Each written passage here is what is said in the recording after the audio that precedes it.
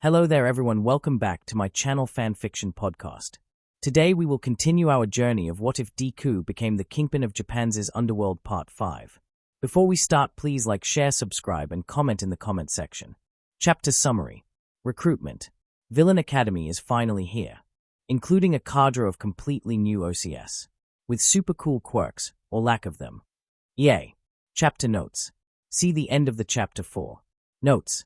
Izuku was having a reasonable degree of fun describing everything to the gathered heroes, seeing some of his favorite heroes and probably his favorite vigilante, because Knuckle Duster kicked ass without a quirk, come on, gathered in front of him was just awesome. If not for the subject of the talk, he didn't like that at all. I admit it's bad. Knuckle Duster is the one to speak. But why are you here? You're a villain. You are one too, if you follow the technicalities. Mikumo replies. Knuckle Duster flinches. League is a group of messed up people that decide to make the world a better place through outright villainy, changing Japan into a post-apocalyptic wasteland inhabited by either forced, quirkless or brain-dead mutants is by no means an improvement in our books. There is also the part where Legion absolutely hates Overhaul for what he did to his sister and wants to murder him. Slowly. Oh, and Garaki too, but he is more of an afterthought. He sighs, with just a little bit of acting. We aren't the only villain group to oppose the PLF. I came here as a representative of not only Legion, but also Sunset and Mr. Compress. League of Villains, quirkless equality movement, and the levelers all want to stop the PLF and are willing to work with the heroes to achieve it. That surprised them all. He didn't mention how, technically speaking, Mr. Compress was now a League member and had his organization join the growing list of its subsidiary groups. He said what he believes to be the truth. Detective Tsukochi responds to the unspoken query. Knuckle Duster still punches him in the face strong enough for his body to dissolve, although he does that after 4 hours of intense discussion and war planning. Small might send invitation to the chat to Mr. Compress, SS rank. Mr. Compress, SS rank, joins the chat with default nickname of World is a Stage. World is a Stage, oh hello. World is a Stage, and what might that chat be, I wonder? Small might, you'll see in just a moment. Can you switch to your default villain name? Small might change their nickname to Legion. World is a Stage changed their nickname to Mr. Compress. Mr. Compress, so, a business channel. Boring, but I'm game. Legion, you are always a game. Legion changed the chat name to Shadow Empire. Legion send invitation to the chat to Gremlin, S rank. Legion send invitation to the chat to Kurogiri, A rank. Legion send invitation to the chat to Vantablack, unranked. Legion send invitation to the chat to Sunset, S rank. Legion send invitation to the chat to Mine's Crew, A rank. Gremlin, S rank, joins the chat with default nickname of Miss Explosion. Vantablack, unranked, joins the chat with default nickname of Vantablack. Kurogiri, A rank, joins the chat with default nickname of Cat Provider. Mine's Crew, A rank, joins the chat with default nickname of Insomniac.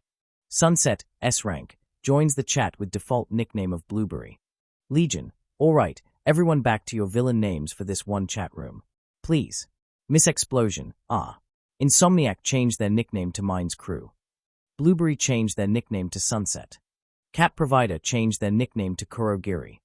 Miss Explosion changed their nickname to Gremlin. Legion, nice. So a quick announcement. Legion, this is now the official business chat room of the Greater League of Villains. I suspect we'll get another, even more open chat room for lesser constituent groups. I'm negotiating with like 20 different villain crews to throw their lots with us. Legion, this one will be a bit more exclusive. At least partially a command center. Legion, you want to ask for help, make an official query about some things, etc. You do it. Here. Mr. Compress, marvelous. Business. Mr. Compress, so, perhaps some introductions are in order, because I must admit, I have no idea why some people are here. Don't take that as an insult, I'm mostly just curious. Legion, every person in this chat room is a head of a constituent group of the League of Villains. Legion, come on, introduce yourself. Gremlin, CEO of Villain Industries and #1 provider of support items for villains. #1. In quality, not in quantity, at least not yet. We're working on it and I'm looking forward to cooperating with you. Mine's crew, Vanguard Action Squad of the League of Villains. Legion's Personal Death. Squad. Sunset, head of the Quirkless Equality Movement. Kurogiri, principal of the Villain Academy. Vantablack, head of the Exchange. Himiko Relented. Izuku, the Independent. Information brokering / espionage and infiltration organization. Unranked because, well, I'm good at it, and Nedzu is still an angry ass over me wiretapping his office and recording his awkward attempts at singing on tape. Legion, fuck yes. Mr. Compress, I won't ask. Actually, screw that, I'll ask. Legion, I said that someone can pick the name for that last one, namely, vampire. But it was atrocious. And she finally agreed to changing it. Mr. Compress, I see. Legion, not telling you the old name. It's too shameful. Mr. Compress, I'll find out eventually and have a good laugh over it. Mr. Compress, well, I'm Mr. Compress. Master of the stage, the best actor in stage. Magician in Japan, the man to actually defeat Stain in close quarters. Is he still moping? Just a friendly duel it was, and the man who actually understands the value of quality, entertainment and style. I'm here at the behest of the levelers. Legion, he is moping a bit, but also looking for a rematch. He wasn't back to full strength after the training camp battle. Mr. Compress, oh fantastic. He has that gritty, scary atmosphere that would make him perfect as an actor in a film about some gritty, grimdark times. Like ours. I really like him. Entertaining that was. Mr. Compress, so, business?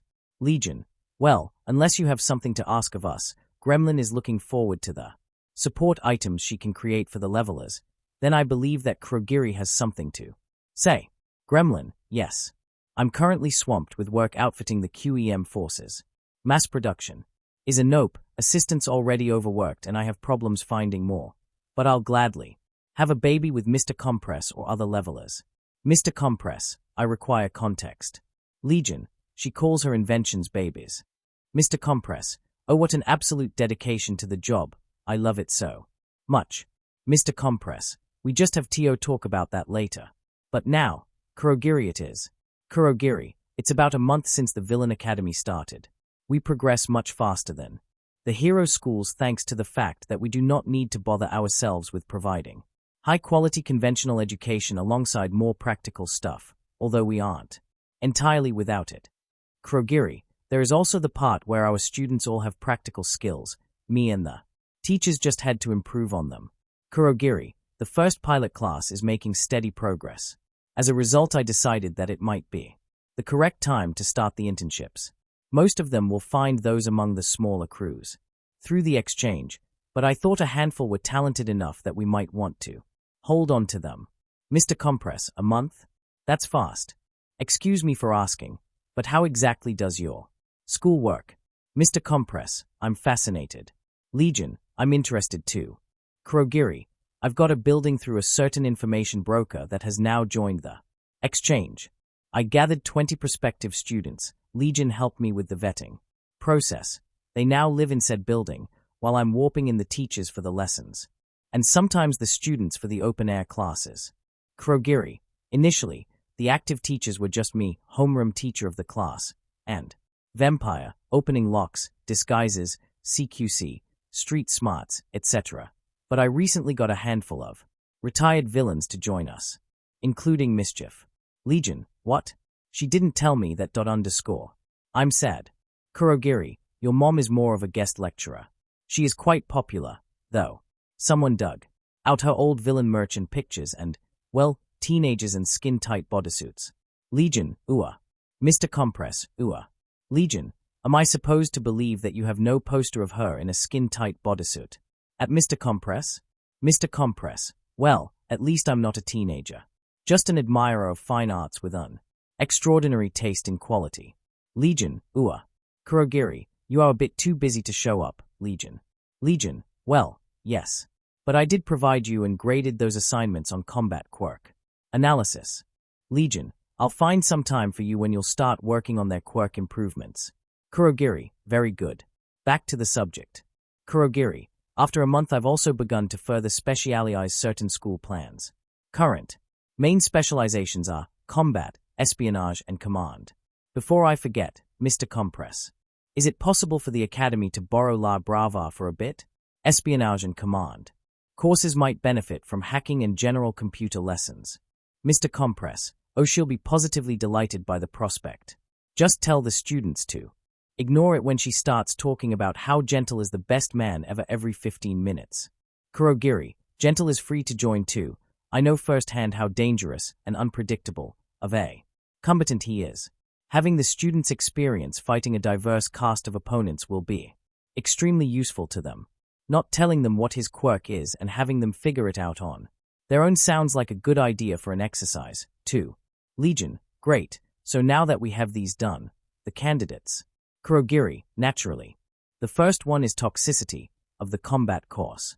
17 years old, victim of villainous quirk designation and her own quirk side effects. Her entire body is to a various degree poisonous.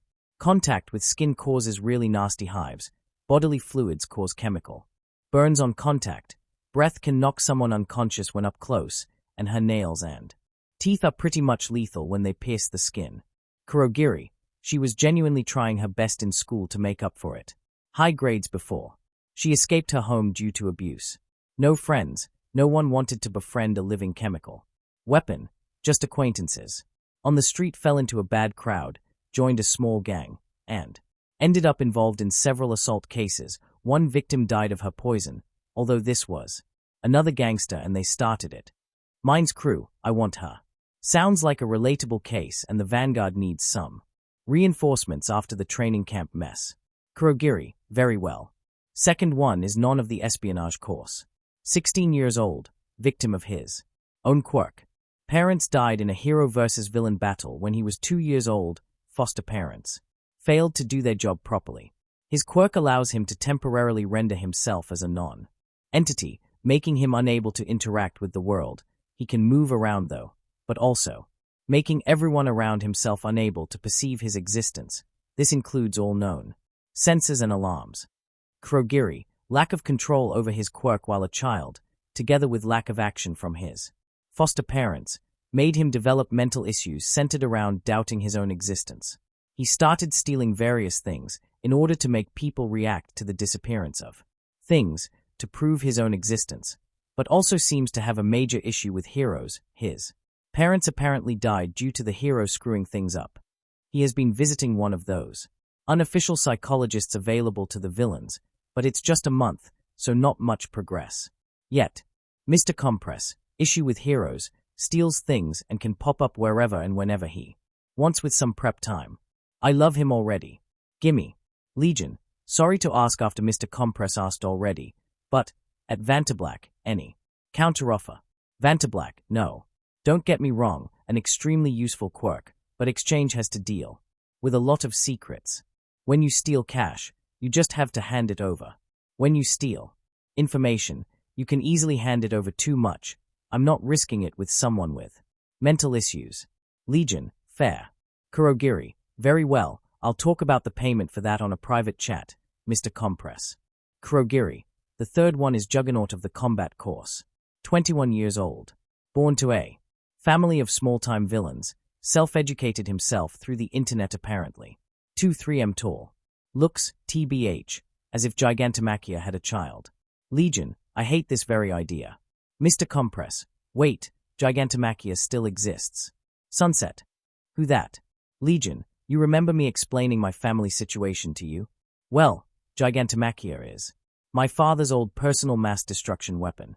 If my intel is correct, he is still hanging around some forest with an antique radio, waiting for All for One to contact him and tell him to destroy a prefecture or two. Mr. Compress, oh great. The nightmares begin anew. Legion, wait until I tell you that we'll eventually have to pick Makir up because I don't want PLF to do that. Mr. Compress, my disappointment is immeasurable and my day is ruined. Legion, ancient memes, of course. Legion, I should be surprised, but I'm not. Kurogiri, Juggernaut's quirk makes him partially ignore Newton's third law. For those who missed out on physics, when he applies his force to something, he feels no rebound. So he can punch a stone boulder for days, without his fists aching at the slightest. He can also entirely negate any impacts for as long as he moves in their direction when they occur, as his quirk Quirk perceives them as reactions to his movement. Kurogiri, he once had a meeting with a speeding truck. He made a step towards it right before impact, resulting in him being unharmed. Clothes were damaged though, while the truck was totaled. Kurogiri, his police record includes mostly general thuggery.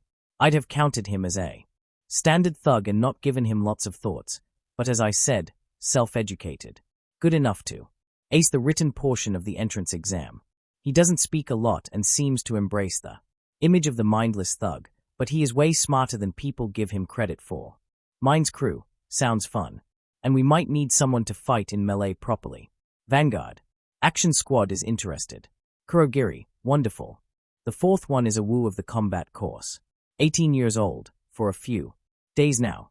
Not said officially, but bits of her backstory seem to suggest that she was born as a result of ISP organized riot, so, child of rape. Abandoned completely when 6 years old. And even earlier it had to be rather harsh for her, considering the fact that she has been extensively disfigured with some form of acid, was scavenging for food for several years, before some small-time villain group picked her up. Kurogiri, complex mutant quirk of wolf variety. Fast reflexes, excellent tracking skills, incredibly wonderful sense of smell, rather mean fangs, can move quietly when needed, and has an excellent sense of direction. Mine's crew, can I see a picture of her? Mine's crew, ouch. Kurogiri, yes. Ouch. Rather extreme issues with her own looks and extremely low self-esteem. Capable of talking, but appears to be selectively mute, if she is even a tiny bit stressed, she stops being able to talk. Lona. She has skills, but getting her to function might be an achievement.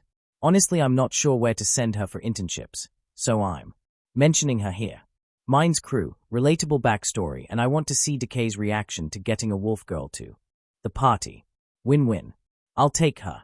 Legion, you are really crazy with this recruitment drive. Mine's crew, need to bulk up for the PLF war. Legion, fair. Kurogiri, the last one, I believe, will be of interest to Legion. Villain named Rabbit, 16 years old, but looks like 13 to 14 at best. Command course. Claims to have an analysis quirk, but at this point I'm about 70% sure that he is actually quirkless, but if so, then he is good at pretending. Kurogiri, he was bullied in school so he destroyed the school. Legion, he what? Sunset. Go get him, Rabbit. Mine's crew, holy shit I like him already. Kurogiri, didn't you read his file? At Legion. Legion, I think I did, but I was mostly focused on the quirks so I skimmed the rest. What did he do? Kurogiri, well, he placed surveillance in a handful of places in the school, caught the teachers enabling his bullying and of several other people, on the tape plus the director of the school doing some questionable things in his office. She was a minor, damn it. Unleashed all of that on the internet one evening, right after setting the school on fire. Half of it came down as a result, and the faculty was in too much trouble to bother repairing it. He also blew up the house of the main bully with makeshift explosives, wounding the bully in the process, but I'm not sure if that was the plan. Several other bullies, not only his, but also those bullying others that he found out through the surveillance, got either the recordings or some shameful bits of their past published as well. Kurogiri, hide his tracks quite well, but not well enough for Sir Night Eye to not track him. He is a bit of an escape artist, bullies useful for once, so he managed to escape the hero that came to arrest him, but he had nowhere to go so he ended up doing some small-time thievery to survive on the streets. Eventually I caught wind of him through Duran. Kurogiri, anxiety and very low self-esteem, but he seems to have a knack for information analysis and is highly intelligent. Also, coincidentally, appears to be friends with Toxicity and Juggernaut. Kurogiri, though it feels more like they are some sort of rabbit protection squad, to quote a certain someone. Legion, you know what, I like him already. Having an assistant might be helpful.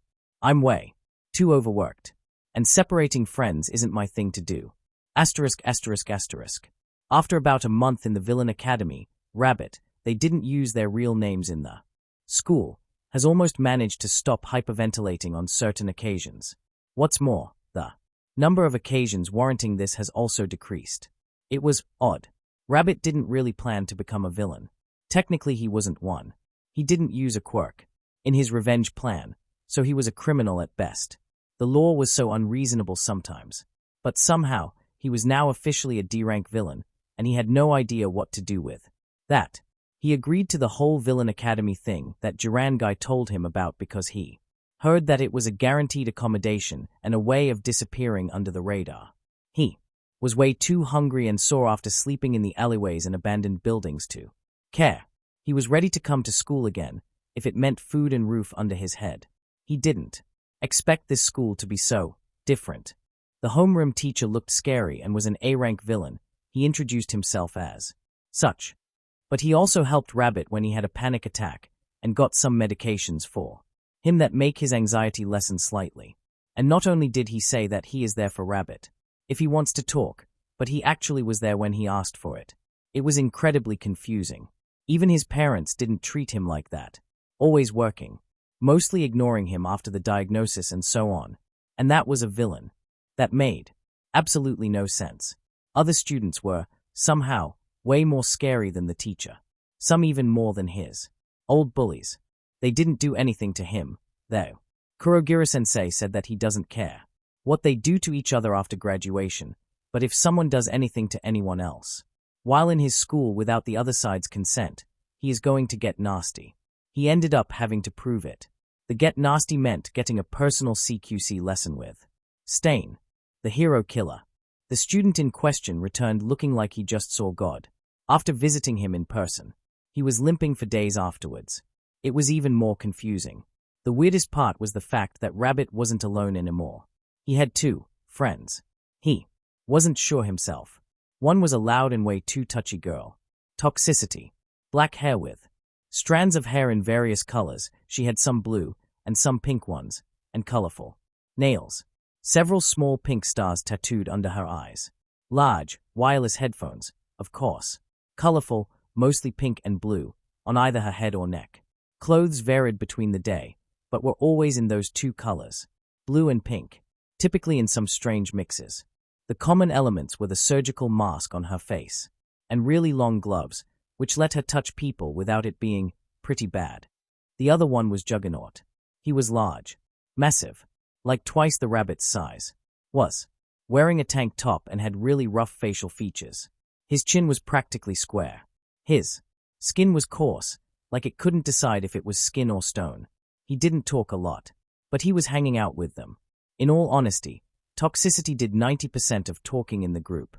Rabbit was responsible for 9%, and Juggernaut for 1%, although also for something like 99% of grunts. He was, well, a bit odd. They would still leave him if they knew about his quirk, or to be exact, the lack of it. And the lessons were super interesting. No boring math stuff, or biology, and so on. They learned how to break in, how to break out. He was awesome in both things. How to fight. Rabbit really enjoyed it. Actually, he chose staff because of the reach thing, how to stay undetected and so on. They learned some physics, but it was mostly practical things, like how to properly block a fire or electricity quirk by taking advantage of the laws of physics. It was great. He wondered how long it would last.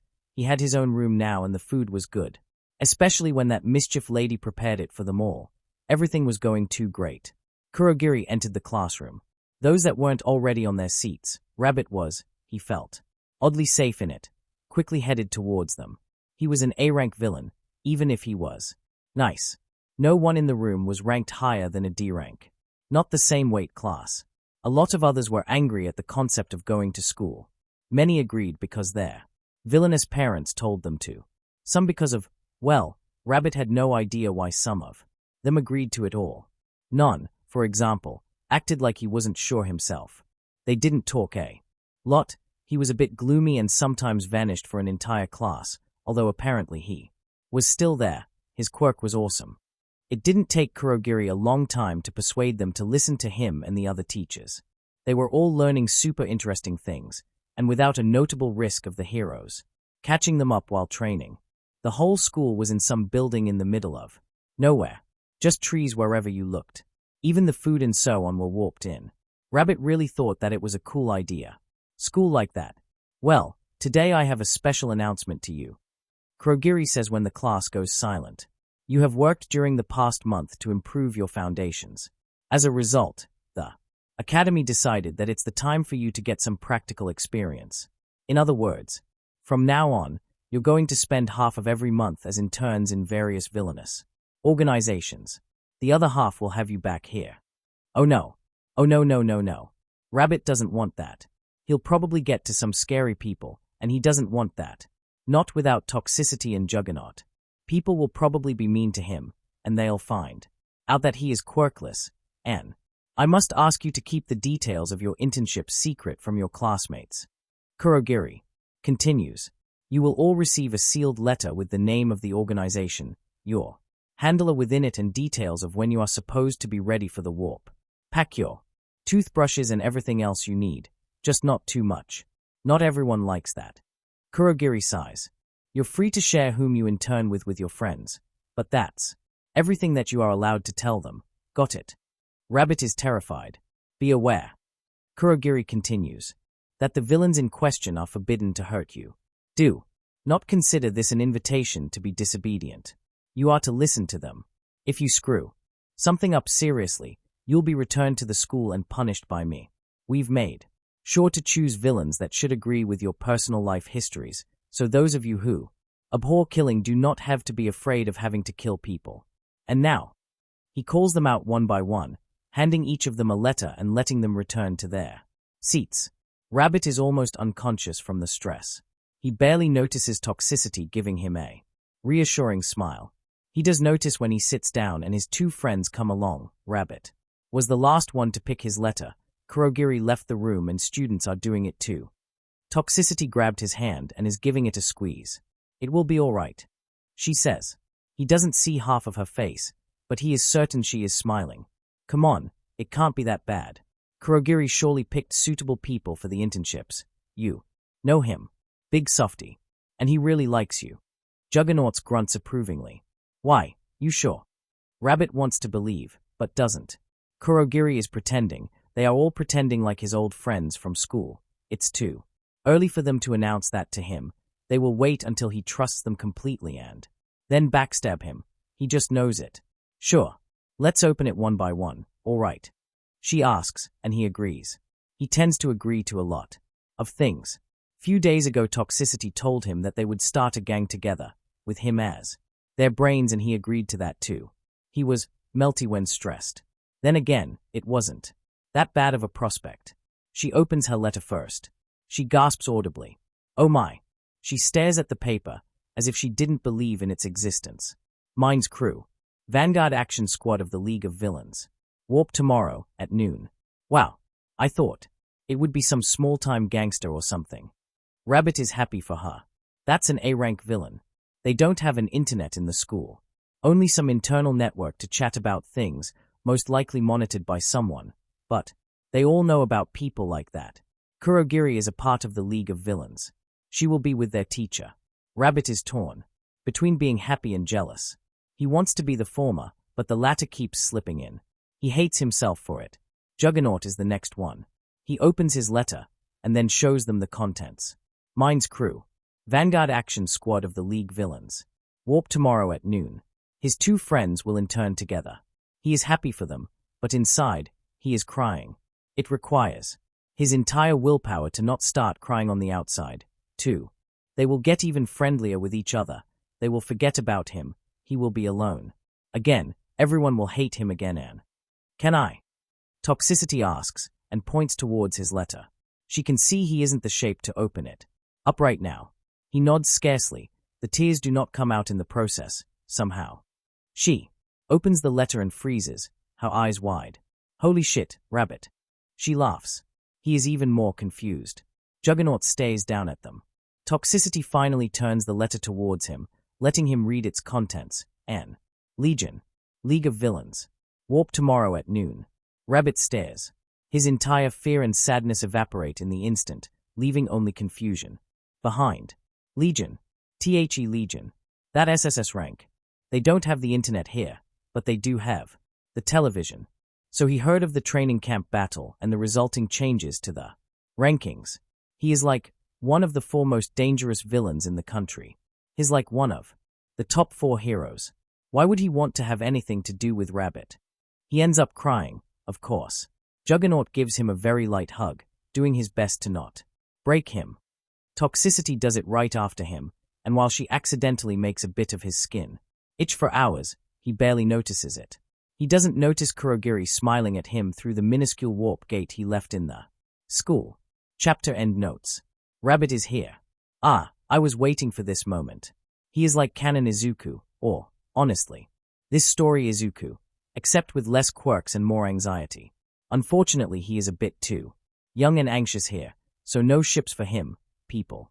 Saying that before someone has a dumb idea that he is Miruko's mysterious ship, she is to him kinda what All Might is to canon Izuku before they meet, idle, though in Rabbit's case because she is strong and confident, and that's something he lacks. Why a lot wouldn't ship Izuku with All Might? Right. Yes, I'm 99% sure someone did that, but please do not enlighten me about it. That 001% saves mental health. Awu is also, well, almost here. And boy, if recruiting her to make fun of Tenko won't be Mindscrew's most failed joke of all times. Also, Kurogiri is compulsive papagiri confirmed. Chapter summary. Quirk. As the new interns are introduced to the League, Rabbit's string of good things happening to him continues. Chapter notes. See the end of the chapter 4. Notes. They all gathered in the room used by Kurogiri for his teleports soon before noon came.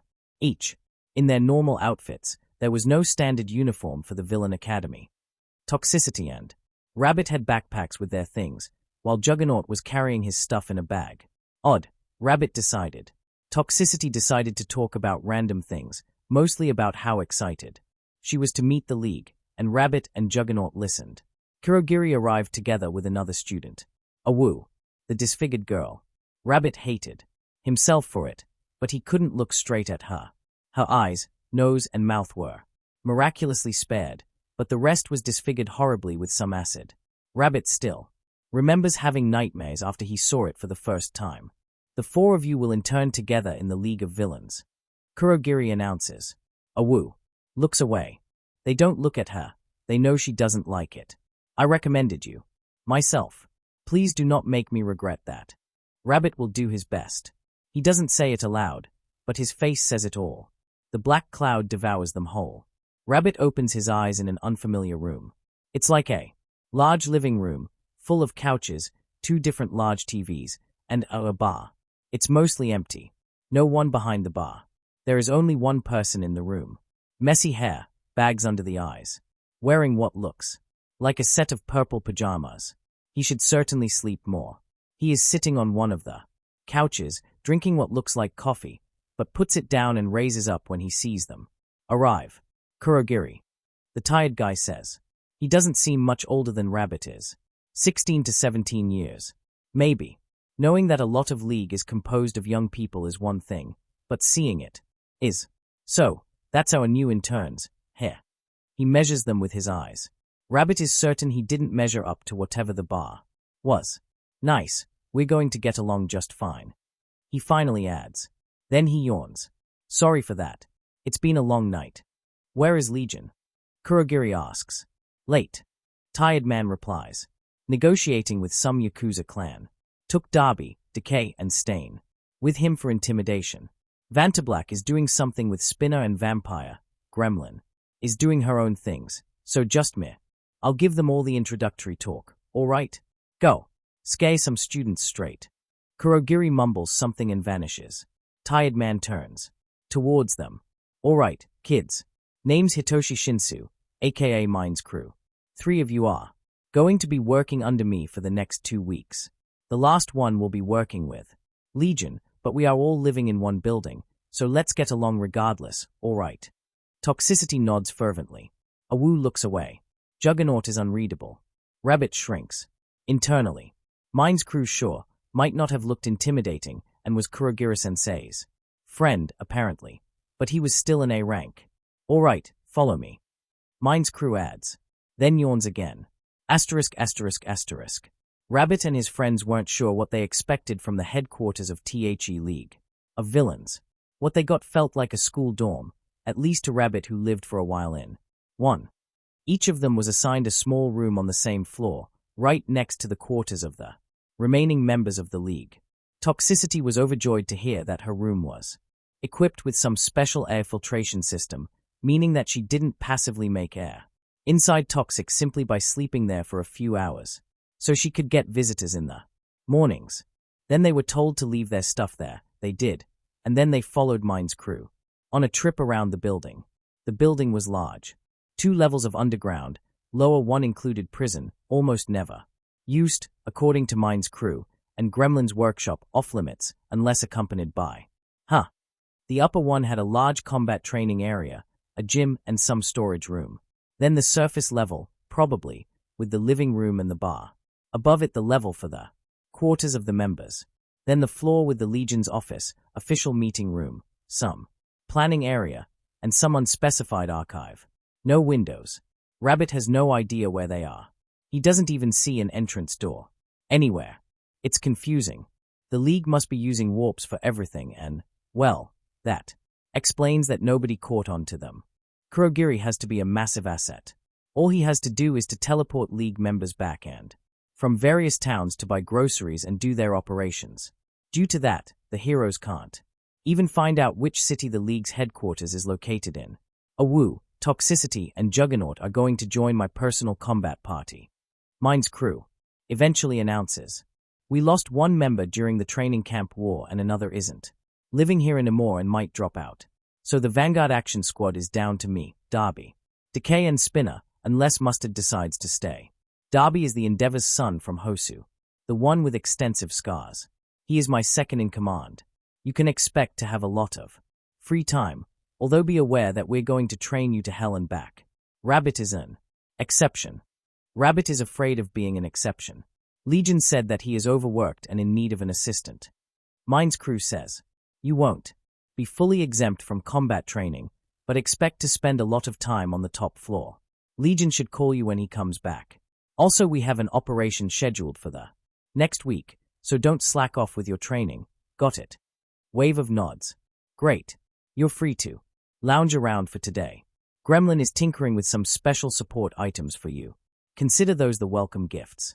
Feel free to drop by the bar when Kurogiri ends sending students to internships. That's his joint. Just don't enter the kitchen or touch the alcohol without his permission. Should be some food left in the living room if you get hungry.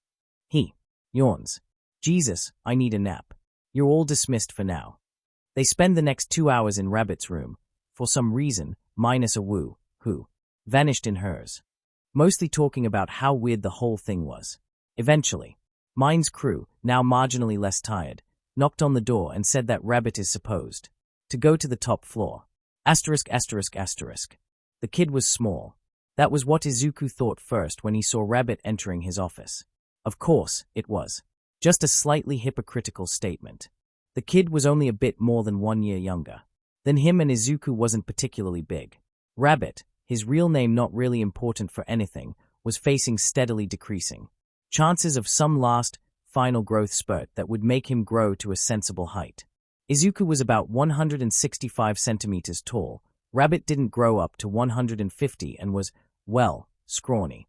Their hair was similarly messy, though Rabbit's was black. His eyes were black too.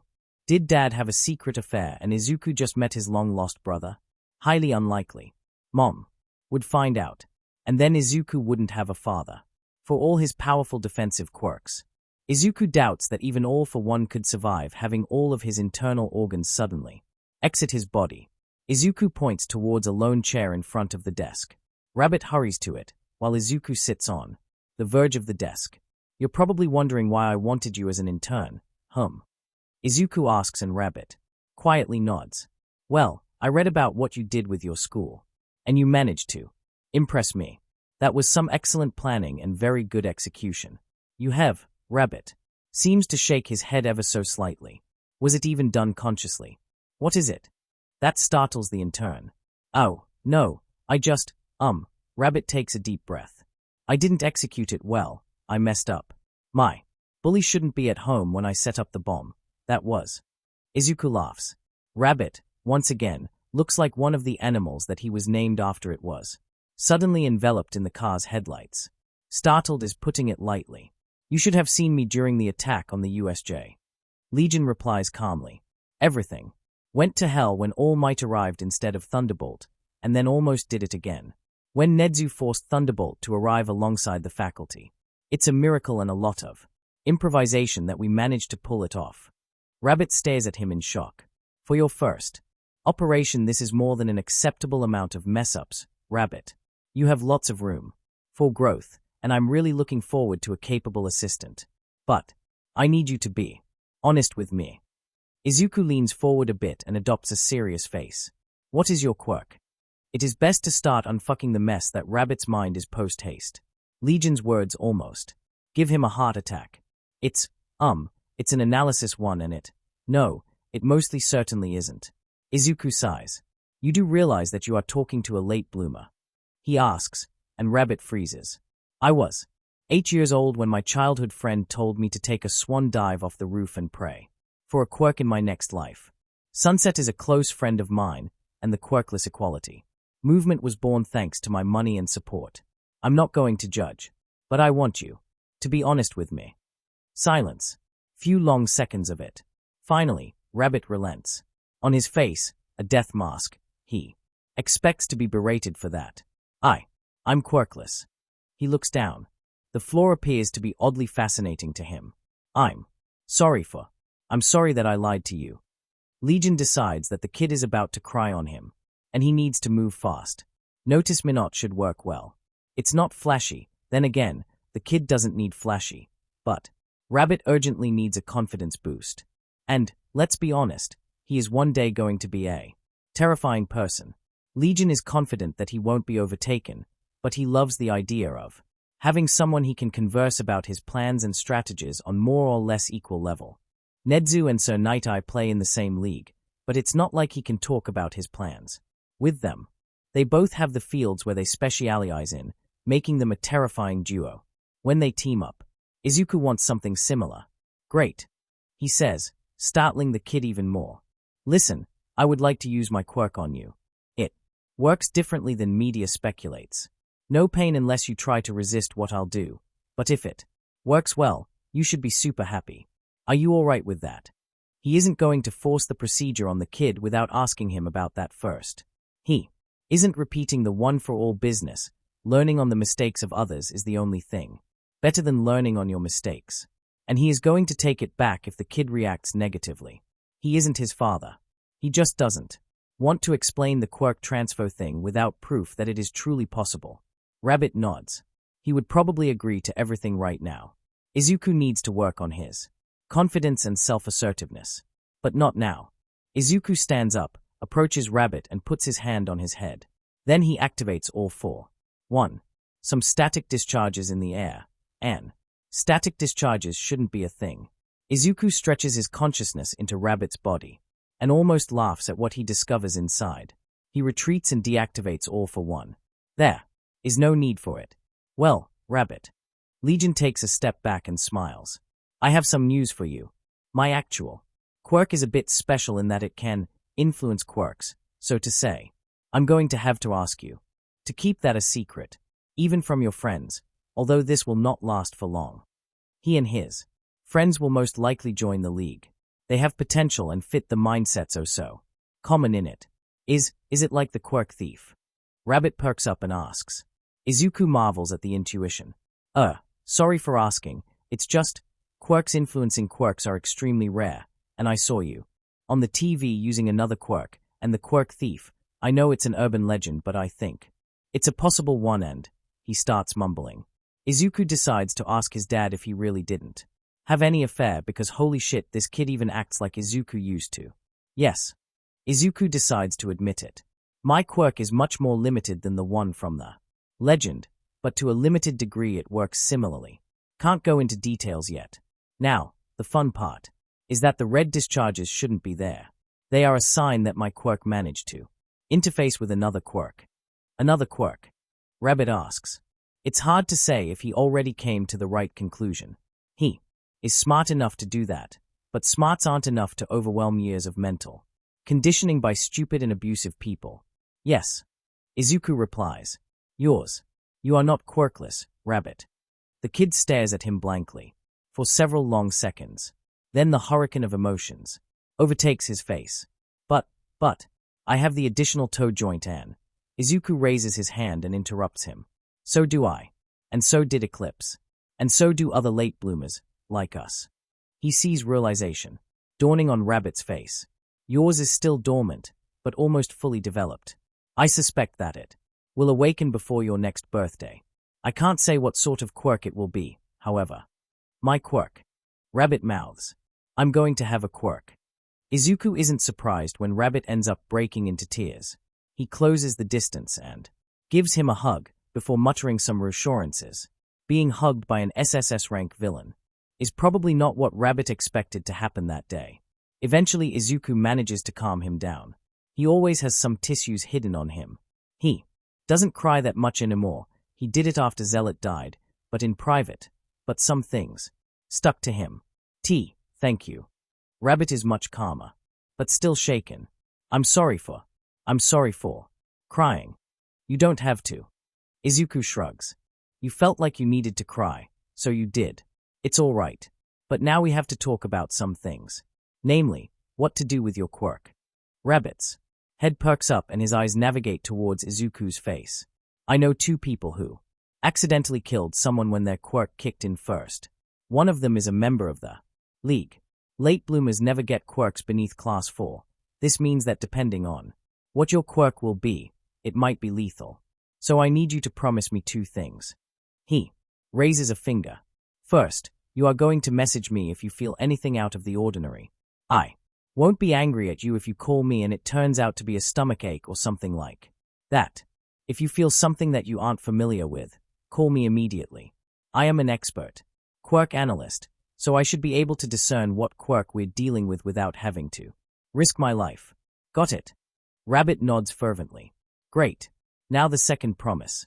He raises another finger. I need you to tell your friends that you are quirkless, that you're going to be a late bloomer, and about the first activation. Problems. Rabbit instantly shrinks. It's like seeing All Might deflate, although it's no longer a thing. After the training camp. It's almost painful to see it happen to someone already this small. But they will hate me. He says quietly, and once again towards the floor. I lied to them. And I'm still quirkless. Old habits die hard. I'd be surprised if they didn't suspect that you are quirkless already. And if they still didn't ask you, it means they are giving you a space and waiting for you to admit it on your own. Izuku replies honestly. There are reasons why quirkless rarely manage to pretend that they are quirked for long, as it's not toe joint. Mental quirks almost always have some form of tells for activation, and it's hard to fake those. Mindscrew's quirk is unique in that it lacks those, but you have to tell them for their sake. The other person with traumatic first activation killed their father because their quirk was lethal on touch and said father tried to hug them to calm them when the quirk kicked in. Toxicity and Juggernaut have to know not to approach you when this happens, even if said activation will be painful to you. It's better to tell them the truth instead of trying to add more lies. I guess. Izuku can see Rabbit biting his lip a bit.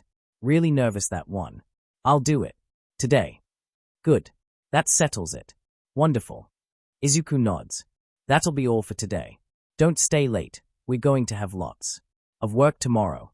Internships are going to be the harder half of your education. Trust me. On that. Now shoo. Rabbit stands up, bows slightly, utters some thank you and goodbye, if Izuku hears it correctly, and quickly vanishes from the room. Izuku can't be that scary, right? He pulls out his phone and sends a private message to Kurogiri. Legion, I absolutely love my new intern. Your choice of students is simply flawless and I love it. Kurogiri, did you give him a quirk? I suspect that this was your plan to get him friendly if you decided that you like him. Legion, oh. Kurogiri, I'm having a bit of an issue with you not mentioning that to me. Kurogiri, Rabbit is MY student first and foremost. Legion, sorry. I'll talk about things like that with you in the future. Got a bit too involved. It's like seeing myself in the mirror, just with more anxiety and less quirks. I really should ask my father if he didn't have an affair. It's like having a younger brother all of a sudden. Legion, I'm terrified by what happens when Vampire spots him. She'll probably try to get him adopted, and I'm not fighting a custody war with you. Kurogiri, please, Stop with the adoption talks. I'm no one's parent. Legion, you are almost everyone's parent. Just finally get used to that and stop pretending. Otherwise. Legion, also I didn't give him a quirk. I didn't have to. Kurogiri, he actually had an analysis one. Legion, nope. He is a late bloomer in the making. His quirk should awaken in the next few months. Kurogiri, what quirk class? You should have been able to find that out if you interfaced with him with all for one. Kurogiri, I remember your father saying that the classes are all rather distinct when seen through his quirk. Legion, class 6. Like all for one for all and Aries rewind. Kurogiri. Oh, Legion, I said I love your choice of interns, didn't I? Rabbit was far enough for Legion to dare to start laughing loudly. Oh, he was looking forward to the internships just so much. Asterisk. Rabbit returns to his room with a complicated mixture of overwhelming happiness and fright. Legion told him that he is going to have a quirk, and most likely a powerful one. It's like a dream come true. He always wanted to have one, to be able to stand up to bullies, to not be intimidated by them so easily. He only lashed out, with quirkless means, when he finally understood that it's not going to happen. But it is going to happen. He trusts Legion. He isn't sure why. He is conscious enough to know that it might be because he really wants to trust his words. He really wants to have a quirk. Fright is because he will have to talk with his friends about all of that. And they'll stop being his friends. He knows it. He lied to them ever since they met for the first time. There is also a hint of fascination in him. What exactly did Legion try to do to him with his quirk? He didn't say it, but similar to the quirk thief but more limited. Could Legion grant quirks to others and take them? Was he planning to give one to Rabbit before he discovered that he already had one? Is that why his quirk interfaced with Rabbit's? Because he was planning to give him one, but then discovered that his quirk has something to potentially take from Rabbit? He said that Sunset is his friend. Didn't Sunset pop up right after Eclipse vanished, with a quirk that was almost identical to hers? Rabbit panics internally. He is certain that he wasn't supposed to even suspect that. But, if that's true, and Legion is a quirk thief, is he planning to steal Rabbit's once it awakens? Rabbit doesn't want that. He doesn't know what his quirk is going to be. He hopes for some size alteration or strengthening one, something to make people no longer look down on him. But he knows that he doesn't want to lose it. Legion acts like he likes Rabbit. Why would he like him if not for his quirk? He probably knew beforehand. Kurogiri most likely found out and told him, and they are both together in this. Legion said next few months should be enough time to find out what sort of person he is. If Rabbit decides that it's a possibility, he'll vanish. He is good at that. Lack of exit in this place will not stop him if Legion is a danger to him. Besides, it might awaken at school and that should be easier to escape from. Rabbit. He hears Toxicity's voice, and he is rapidly brought back to reality. You told us that you have something to say to us, but now you are mumbling. What is it? Oh, he completely forgot about all that. He promised to tell them the truth. They are in his small room. Juggernaut feels like he is filling it whole with his presence. Rabbit is sitting on his bed, Toxicity on the chair, and Juggernaut is standing next to her. He is in the right position to stop him escaping through the door. This is a trap. He knows that. Don't hyperventilate. Don't make them know how weak and panicked you are. They will attack you when you're at the weakest. Sorry. He is doing his best not to mumble. The thing is, I lied to you. I lied to everyone for like a month, and you're quirkless. Juggernaut says. It's a rare occurrence, but when he does say something, it's always important. Rabbit is surprised. Like a normal rabbit facing a car after jumping onto the road at night. The results will be just as bloody to him. He is trying to form a reply, but his voice fails him. He just nods. Oh, so you're finally admitting. Toxicity laughs and Rabbit's eyes are drawn to her. Come on, you are a good actor but not that good. I knew a kid with an analysis quirk and his eyes glowed when he used it. You do that face-freezing routine when you are using your quirk. But someone once dropped a book near you while you were doing that and you jumped up in shock slightly. I didn't say a thing, but me and Jug were both wondering when you're going to come forward with it. You're not angry at me. Rabbit utters, trying to wrap his mind around the concept. I can barely imagine something that would make me angry at you. Toxicity and chuckles. Seeing the shock on Rabbit's face. Oh come on, it's barely a month but you are like a younger brother to me already. You and Jug are the only people who weren't afraid of shaking my hand through a glove. Oh, and Kurogiri, but I'm not sure if he is afraid of anything. And I really think that destroying a school without even using a quirk is awesome. They are not angry at Rabbit. Why aren't they angry at Rabbit? They should be angry at him. He lied to them. He has no idea what he should say about his quirk state. At this point, this is just so damn confusing. What brought this? Juggernaut is intrigued and comes straight to the point. Rabbit is just a tiny bit startled, but it adds to its earlier startleness and gets quite bad. It's Legion did something to me. Some form of test. He says that I'm going to be a late bloomer. That's awesome. Toxicity is, as always, expressive for them both. What quirk?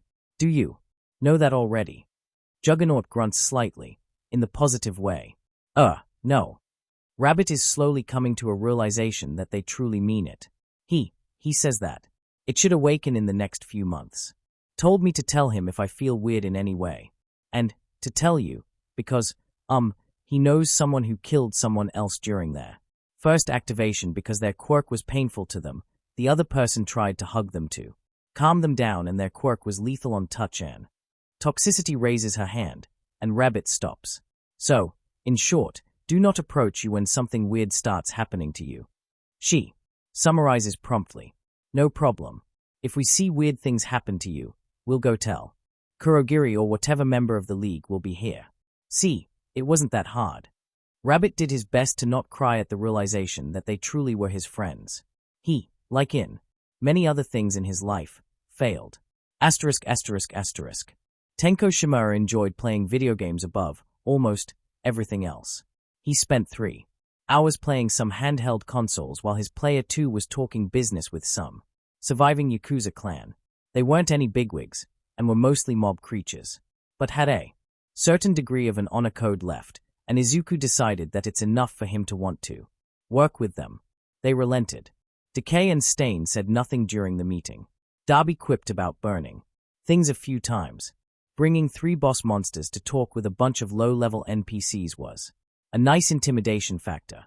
They were all min-maxed for it. When he returned home, he finally had time to play something properly.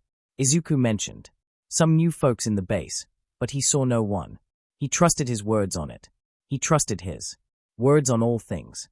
He didn't care enough to look for them on his own to find out who they were. Time has passed. Familiar faces have vanished from the living room. It was probably night on the outside. Everyone went to sleep. He liked being left alone. He was taking a sip from an energy drink can, finishing his preparations for dealing with a particularly obnoxious boss monster, when something happened. Someone sneaked into the living room. The steps were quiet, but Tenko spent years hiding in the alleyways from people, trying to beat him or worse. He wasn't easy to sneak up on. He paused the game and turned his head to inspect the deck's AGI build intruder. He trusted Izuku to find only worthwhile new members for the guild, and Tenko Shimura sees the most beautiful girl his eyes ever rested upon. Chapter end notes. Honestly, Rabbit deserved that after the whole life of Shitoi, NGL. Also Tenko Shimura is such a hopeless case that Cupid went fuck it and pulled out a love cannon instead of love bow for this one. The results are absolutely hilarious and occupy half of the next chapter. Chapter summary. Love. Tenko's reaction is finally here, and boy if he isn't rather extreme. Chapter notes. See the end of the chapter 4. Notes. Could you repeat what you just said to me, but this time be slightly more generous with details? Midoriya Izuku asked. It was early morning. He was planning to wake up Rabbit in a while to start the internships, and then this happened. His brain, however honed it was with all the planning, quirk analysis, scheming and so on, simply refused to unpack the last words he heard. It was too much. We want to marry. Tenko Shimura, living weapon of mass destruction, fanatic gamer and the most asocial person Izuku knew, oh and possibly a sociopath or psychopath or whatever else, said with a wide and happy smile. He was standing in front of Izuku in the Legion's office. With a woo. They were holding hands. Sure, Tenko was wearing his artist gloves to not decay anything accidentally, but Even with them, he tried his best not to touch anyone. At least, anyone from the league. Because she has the most beautiful smile and I want to do my best to protect it. Tenko continues, blissfully unaware of just how wrong those words sound coming from his mouth. Izuku saw him laughing while he decayed almost 100 of people into dust. But I can't do it legally. Because we are villains. So I want you to just announce it. Make it official, at least within the guild. You are the guild master, yes. Izuku began to suspect that Rabbit awoke some powerful insanity quirk because honestly this was the only reasonable explanation for Tenko saying those words, with a face of someone so utterly love-struck. Are you alright with that? He said towards Awu. He low-key expected Tenko to have just kidnapped the girl. He also expected her to answer only with a shake or a nod of her head, due to how silent she supposedly was. Why, yes, she said quietly, doing her best to look him in the eyes. Very much. Tenko beamed even more. Izuku was even more lost. Perhaps Rabbit has some form of trans-dimensional quirk and sent Legion to another universe? Maybe when Izuku hugged him, they might have switched universes with their local equivalents at that moment. Don't you know each other for like 10 hours or something? They nod. Tenko fervently. Awu slightly. Okay, so can you tell me what exactly happened? Because, honestly, this did come out of the blue. Oh, okay. Tenko replies. He seems confused with Izuku's confusion. I was playing a video game during the night. Awu came. She was beautiful, so I told her that.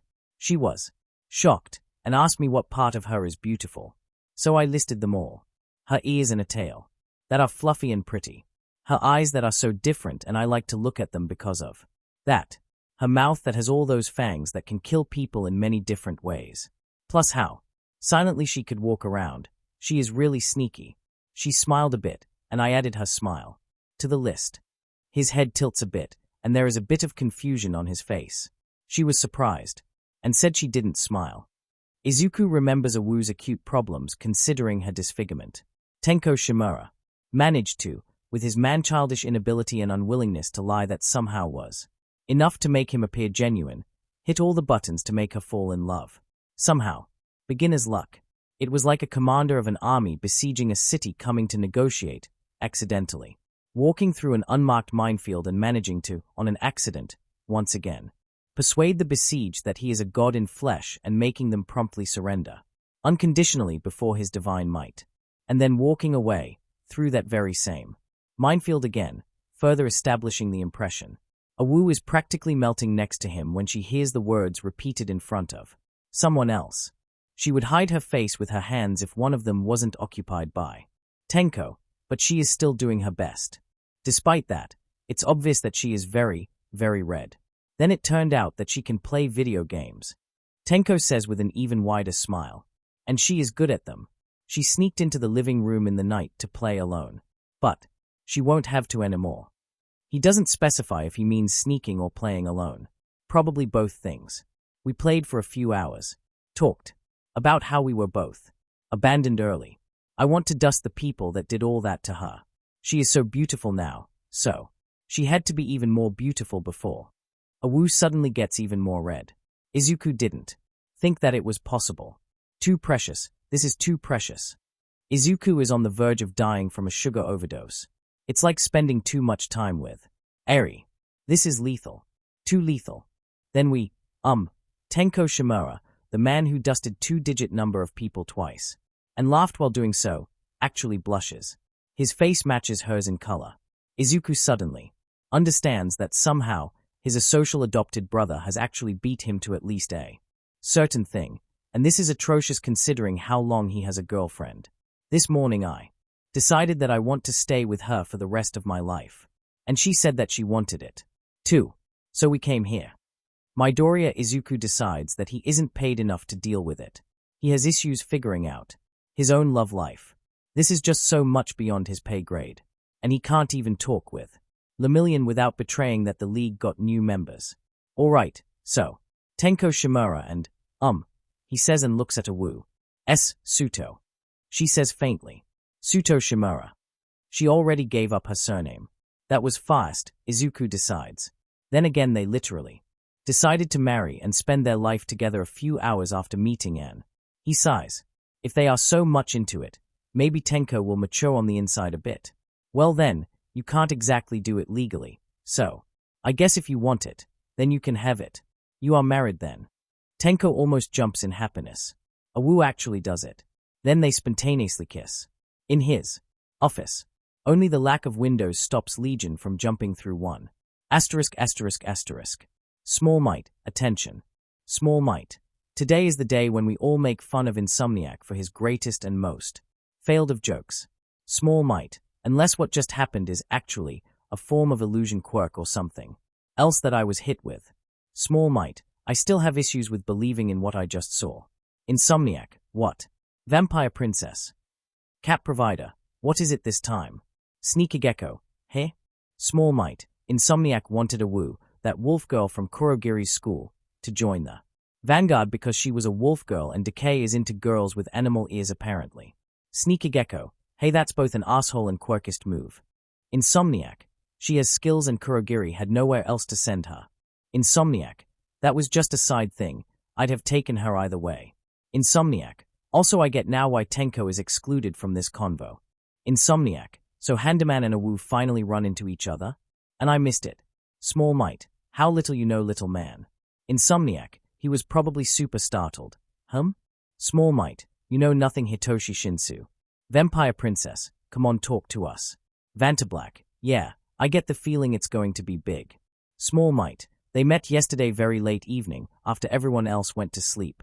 When Awu sneaked out of her room and went to the living one. Small Might, then things escalated.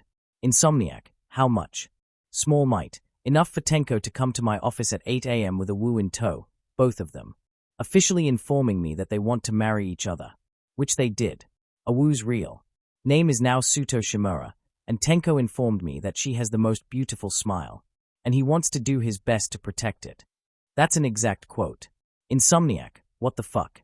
Vampire Princess, I missed a wedding. I wanted to be a flower girl. Cat Provider, excuse me, but what? Vampire Princess, wait. Tenko got married. To a 3D girl. Vantablack, oh my god.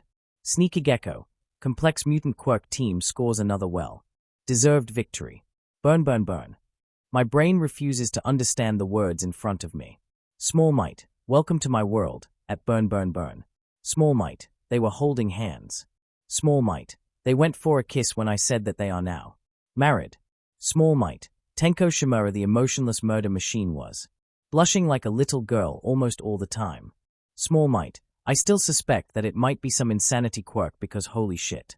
Insomniac, what the fuck? Insomniac, Normies. Insomniac, all for you. Small Might, should Kurogiri look for a cat girl for you?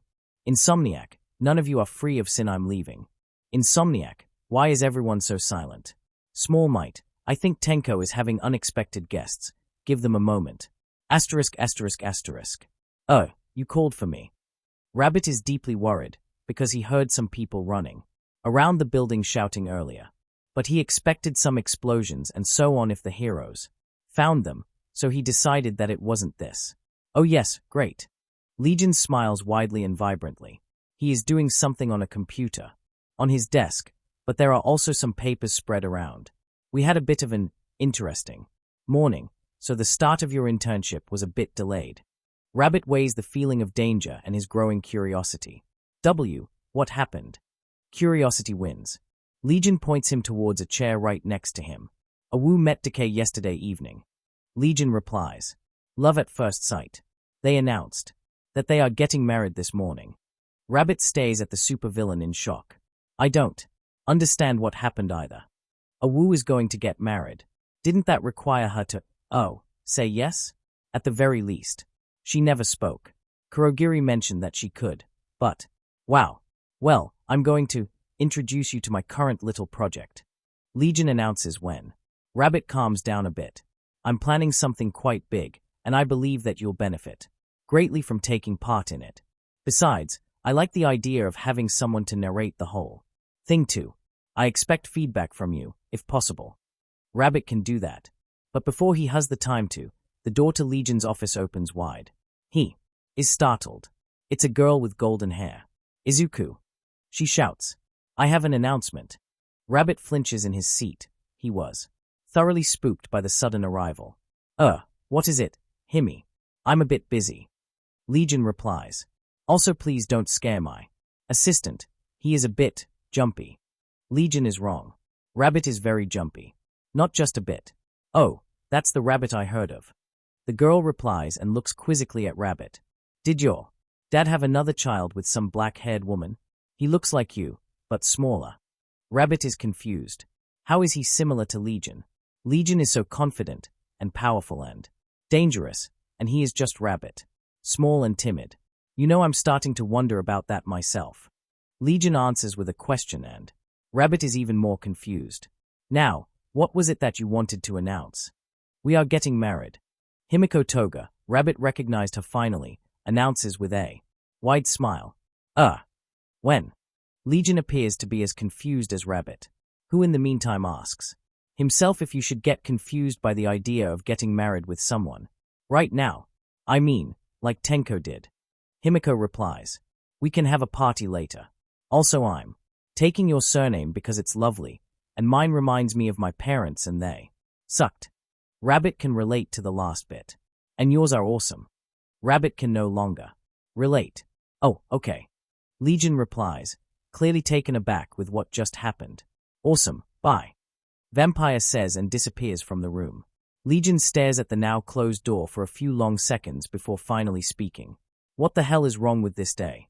Rabbit is slightly reassured by not being the most confused person in the room. All right, let's move to the internship before something even weirder happens. Rabbit is all right with that. Legion, I have an announcement. Asterisk. Mischief, is it important? Legion, very. Mischief, then why not say it in person? Legion, I'd visit you officially, but I'm currently too swamped with work, something very big coming. Mischief, I understand. And I'm sure you'll do great. Mischief, I'm listening then, Izu. Legion, I just got married. Legion, it's been 10 minutes, did you stop crying? Mischief, yes. Mischief, I expected to be invited to your wedding, Izuku. Legion, I almost wasn't invited myself. Legion, another League member met a girl and married her within the span of 10 hours. Legion, Himiko was inspired by it, so she entered my office, yelled at me that we're getting married right now and we'll make a party over it later, and then she left after I said yes. Mischief, 10 hours. Legion, they aren't exactly, normal. In every sense of the word. Legion, so Himiko Toga is now Himiko Midoriya. Legion, did you stop crying? Mischief, yes. Mischief, I'm so happy for you both. Legion, also. Legion, are you interested in adopting another child? Mischief, what brought that in? Legion, you helped Kurogiri with his school. Do you remember small boy with black hair and obvious severe anxiety? Mischief, oh, that one. I always left him the biggest portion of my food. He really needs to eat more. I think the meds Kurogiri got him made him much less anxious, and he is a very good student. Mischief, resembles you a lot, actually. Mostly the hair. And freckles. Mischief, what about him? Legion, he enjoys analyzing quirks, is a late bloomer, and is a material for a criminal mastermind to equal me. Also he was bullied in school, so he destroyed it by a combination of secret surveillance, unleashing compromising pics on the internet, and some explosives and flammable materials, without having to use a quirk. He even escaped a pro-hero that came to arrest him. Mischief, I'm going to have a serious talk with your father. Legion, at least wait for the DNA test results before you murder him. Don't make Eri sad. Legion, but yes, he is almost second me, with less quirks and more anxiety. Legion, and I really think that he would benefit from having even remotely reasonable parents for once. Legion, although making him not die from fright after seeing dad might be an achievement. Legion, he looked like he was about to jump through the window, despite the lack of these. In my secret hideout, when Himiko opened the doors too quickly. Legion, are you crying again? You've been silent for a few minutes. Mischief, no, I'm preparing dinner. Legion, are your tears a cooking ingredient? Mischief, don't get sassy with me, Izuku. Legion, sorry mom. Mischief, I was thinking about having another child, actually. I'm still reasonably young. Well, reasonably young again. And your father might benefit from someone else to pamper. He is a bit too eccentric ever since you stopped being around so often. Mischief, but I'm not sure if he would agree. Legion, tell him that Rabbit has a dormant Class 6 quirk, like Eri. And the two of us. Mischief, my worries have been successfully dispelled. Mischief, I'm still having those DNA tests done. Akatani Mikumo, can you do something for me? Mirio Tagata, no. Akatani Mikumo, it's not illegal. Mirio Tagata, still no, but this time with a field for negotiation. Akatani Mikumo, Vampire wants to know if there is a way to change her wanted posters from Himiko Toga to Himiko Midoriya. Mirio Tagata. Mirio Tagata, you got married? Akatani Mikumo, yes. Mirio Tagata, congratulations. What address do I need to send my gift to? Akatani Mikumo, is your gift a brigade of high-ranked heroes to arrest me? Mirio Tagata, yes. Akatani Mikumo, I'm hiding in the Hero Commission's president office. Mirio Tagata, there is certainly a villain hiding there, but most likely not you. Mirio Tagata, also congratulations, this time for real. Mirio Tagata, I was kinda wondering how long will that take you. Mirio Tagata, what about the harem thing? Akatani Mikumo, the chat is still booming with activity, but the matter seems to be dead. Outside of it. Akatani Mikumo, which is reasonably alright, but I'm still expecting a trap. Akatani Mikumo, also can you open a second chat with me and invite Sir Night Eye to it? Mirio Tagata. Mirio Tagata, please explain. Akatani Mikumo, I have intel to share and I'm not visiting UA for it, plus I can't exactly. Keep phoning Eraserhead whenever I have something for you. Akatani Mikumo, I'm 99% sure that Aizawa's hunt for me is powered by spite for phoning him during the nap. Akatani Mikumo, if I do that too many times, he'll probably have a quirk awakening and start deactivating quirks by seeing people's images on the internet or SMTH. Mirio Tagata, I'm going to do that, but please don't make me regret that. Mirio Tagata, is this line secure? Mirai Sasaki, unless you want to send nuclear launch codes or UA's bank account password. Yes. Why do you ask? Mirio Tagata added Akatani Mikumo to the conversation. Mirai Sasaki, oh. Akatani Mikumo, hello there, Sir Night Eye. Mirai Sasaki, my migraine made manifest is here. Mirai Sasaki, what is it about? Akatani Mikumo, I have something for you and for Nedzu. Akatani Mikumo, I'm also going to call in a favor Mirio promised me. Mirai Sasaki, what? Mirio Tagata, what? Akatani Mikumo, do you remember the zealot promise, Mirio? Mirio Tagata, OH. Mirio Tagata, that one. Mirai Sasaki, I'm getting increasingly worried. Akatani Mikumo, no need for that. Akatani Mikumo, Mirio was impressed with Zealot's last fight, and said that if I find 2 CRC bases I should tell him about one so that he can arrest everyone inside as a form of a tribute to the guy that died saving lots of kids. Mirai Sasaki, that certainly lessened my worry. Mirio Tagata, a bit of a heat-of-the-moment thing, but I think I speak for us all when I say that intel like that is useful. Mirai Sasaki, yes. What sort of base are we talking about? Akatani Mikumo, all of them. Mirai Sasaki, what? Akatani Mikumo, after joining us, Zealot gave me some notes and a few contacts that could be recruitable. Akatani Mikumo, few days ago I finally got a spy in Purity's inner circle. Akatani Mikumo, I have the location of no less than 17 notable facilities of the CRC, including the High Cathedral, the Purity's personal citadel. Akatani Mikumo, but we're on the time limit here and I need Hero's help to confirm the intel and dismantle the CRC entirely while we still can. Mirai Sasaki, time limit?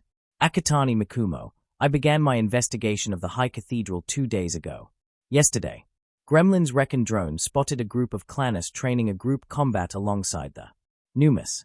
Mirai Sasaki, oh, well that's not good at all. Mirio Tagata, Purity joined the Paranormal Liberation Front. Akatani Mikumo, according to my informant, not yet. But the PLF provided the Numus as the proof of concept of what it can do. The informant really doesn't like complex mutant Quirkus, but had a lot of issues with the CRC for a while now, and Purity considering an alliance with someone creating abominations like the Numus was the last straw.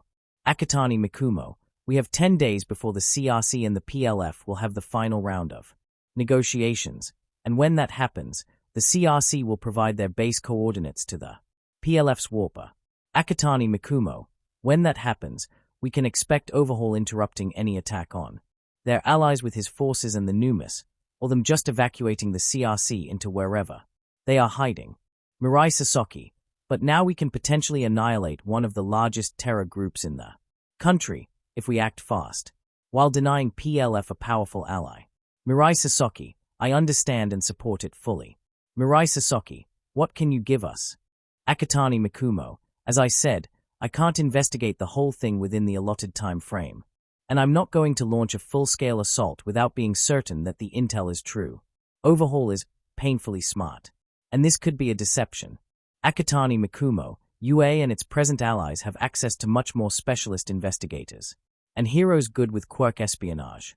So I plan to give you what I have about all 17 bases to confirm the intel within the next 8 days. We attack on the 9th day. Mirai Sasaki, to make sure that we won't miss Purity due to her negotiating elsewhere.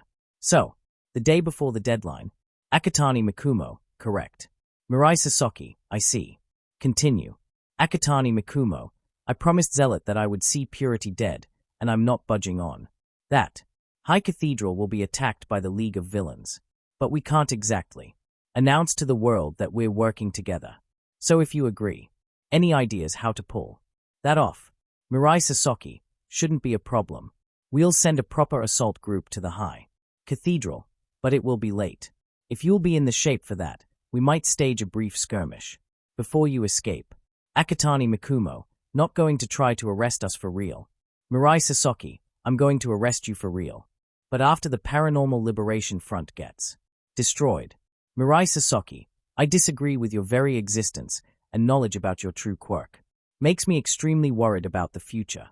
But I do agree with you, Mirio and Nedzu, that right now Overhaul and Garaki are a much bigger threat, and that the UA in its current weakened state has manpower and resources to wage a single war with reasonable chances of victory. Mirai Sasaki, I'm not going to start a war on 2 fronts when I know that I can't win it. Akatani Mikumo, I absolutely love working with intelligent people, you know? Akatani Mikumo, in 20 minutes I'll have someone leave an envelope with a pen drive filled with data in front of your agency. Akatani Mikumo, good hunting. Asterisk. Amaya Nemurai, I made the decision. Akatani Mikumo. Amaya Nemurai, sorry, but I just can't. Amaya Nemurai, I support your goals, wholeheartedly. Amaya Nemurai, but I can't imagine actually killing people anymore. Amaya Nemurai, no anger left. No spite left. Just emptiness. Amaya Nemurai, I can barely understand what made me so free to do that earlier. Akatani Mikumo, that's unfortunate, musty. Akatani Mikumo, everyone will miss you dearly. Amaya Nemurai, I know, sorry. Akatani Mikumo, don't apologize, you have nothing to apologize for. Akatani Mikumo, if anything, I messed up. Akatani Mikumo, spend too much time on prepping to get your wish granted. Akatani Mikumo, and I run out of time. Amaya Nemurai, we run out of time. Akatani Mikumo, what now? Amaya Nemurai, I don't know. Amaya Nemurai, I think about moving elsewhere. Amaya Nemurai, it's too complicated to stay here. Akatani Mikumo, how's your English? You are an honest student, so. Amaya Nemurai, very well, why do you ask? Akatani Mikumo, Dad has a company with some contacts here and there. He can get you settled overseas, somewhere where the past will never catch up with you. Akatani Mikumo, in US, under false identity, with a place in decent school and some scholarship to help you settle in. Amaya Nemurai, he'll do it for me? Akatani Mikumo, Musty, you are my friend, almost an adopted cousin. Akatani Mikumo, I'm willing to ask him, and he does things when I ask him for. Akatani Mikumo, he can even throw in some quirk usage that will make you face appear different and even mess up with any DNA test on you. He will make it so that even when the Japanese police will connect the dots, they will never find Amaya Nemurai. Akatani Mikumo, hell, if you ask him he can take your quirk and replace it with something else, you could even become a hero like that. No one would ever knew. Amaya Nemurai, I think I'll like that. The camouflage. Amaya Nemurai, I need to think about the latter. I'm not sure if I'm a hero material, probably not. Akatani Mikumo, you could be one better than her, I'm sure. The people you killed were monsters. But that's on you. Amaya Nemurai, yeah. Amaya Nemurai, I'll still follow the news on you, for the record. Amaya Nemurai, and cheer for you. Amaya Nemurai, I hope nothing bad happens to you all. Shit. Akatani Mikumo, don't worry. Akatani Mikumo, we'll do great. Akatani Mikumo, unless those damn problem children will make me die first. Amaya Nemurai, what happened? Akatani Mikumo, Tenko got married. Amaya Nemurai, in some MMO? Akatani Mikumo, no, RL. Got a new recruit. 10 hours later they walked into my office holding hands and told me to make their marriage official. Akatani Mikumo, I'm so fucking done with that all. Amaya Nemurai, holy hell. Akatani Mikumo, I relate to Eraserhead so much. Amaya Nemurai, yeah I can imagine. Akatani Mikumo, and then Himiko opened my office doom wide, shouted that we're getting married and she is taking my surname, and then she left. Amaya Nemurai, that sounds like a very Himiko thing to do. Akatani Mikumo, yeah XD. Akatani Mikumo, I actually asked Dad about you know what earlier, just in case, so it's going to be prepared by tomorrow. Don't return to the villain network. Pack your stuff up tonight and write goodbye letters to whoever you want. Kurogiri will come pick you up at noon. He will probably want to say his goodbyes in person. You know how fatherly he is to us. Or he'll warp you where you are supposed to be and bring your letters to the League. Amaya Nemurai, will do. Amaya Nemurai, Izuku. Akatani Mikumo, yeah? Amaya Nemurai, thank you for everything. Akatani Mikumo, sorry for not granting you your wish in time. Chapter end notes. All that I'm going to say about the last segment is that it's not the last time Mustard shows up in this story. And training camp wasn't Mustard's last poison gas cloud. Also, as I said, Cupid took out a cannon for this 1v extreme preciousness incoming. Chapter summary. War plans. Another of the UA War Council meetings is made. This time, without Izuku Midoriya. Mirio Tagata. Are we playing anything this evening? Akatani Mikumo, probably. Mirio Tagata. What game? Akatani Mikumo, you choose. Mirio Tagata. What happened? Akatani Mikumo, reading me like an open book. Heh? Mirio Tagata. It's not exactly closed RN. Akatani Mikumo, I fucked up. Mirio Tagata. If you need to talk about it, I'm here. Mirio Tagata. Just know that I'm going to tell the heroes if it's in any way useful stuff. Akatani Mikumo, no longer useful and that's the problem. Akatani Mikumo, Mustard left the League and it's my fault. Mirio Tagata, what happened? Akatani Mikumo, some of the League members are in to make the world know how it hurt them. Akatani Mikumo, others are in because they have a goal, and they agreed to help me with mine, the symbol of evil thing, in exchange for me fulfilling theirs along the way. Akatani Mikumo, think zealot and stopping purity. He might have died, but he was a part of the family and I'll fulfill his wish despite his death. Akatani Mikumo, Mustard had one too. And I fucked it up. Mirio Tagata, how exactly? Akatani Mikumo, his motivation was kinda dumb tbh. Akatani Mikumo, he wanted to spite a neglectful parent seen by the world as a someone to look up to by becoming a villain and making said parents see it, to make them realize how much they fucked up with Mustard. Akatani Mikumo, took me too much time. Akatani Mikumo, Mustard's parent passed away. Akatani Mikumo, his anger and spite passed away with them. Akatani Mikumo, I had a perfect occasion to do that a while ago but I didn't. Akatani Mikumo, and now I lost a close friend and pretty much an adopted cousin. Akatani Mikumo, it hurts. Mirio Tagata, well that's certainly tough moment. Mirio Tagata, but, Mirio Tagata, you do realize I can't exactly say I'm sad that the League was weakened. Right. Mirio Tagata, and that technically speaking I should inquire more about Mustard. He is still a living chemical weapon, who is now at large. Akatani Mikumo, yeah I know. Akatani Mikumo, don't bother looking for him. Akatani Mikumo, he is now in a different country, under a different name, different backstory, with a different face and probably something to obfuscate DNA tests. If not a different quirk altogether. Akatani Mikumo, you'll never find him. Mirio Tagata, different quirk.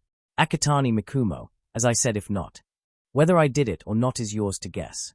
Akatani Mikumo, I had have a small quirk to make yourself less noticeable when you want. Whether I gave it to Mustard for him to not be quirkless but to be able to not be tracked by his quirk is anyone's guess. Akatani Mikumo, I still fucked up. Mirio Tagata, I'm not going to deny that. You had a goal, you didn't make it in time. It's a failure. Mirio Tagata, but don't be too hard on yourself, okay? Mirio Tagata, you did your best, but we can't always succeed. Mirio Tagata, leave always succeeding to heroes. Akatani Mikumo, LOL. Akatani Mikumo, heh.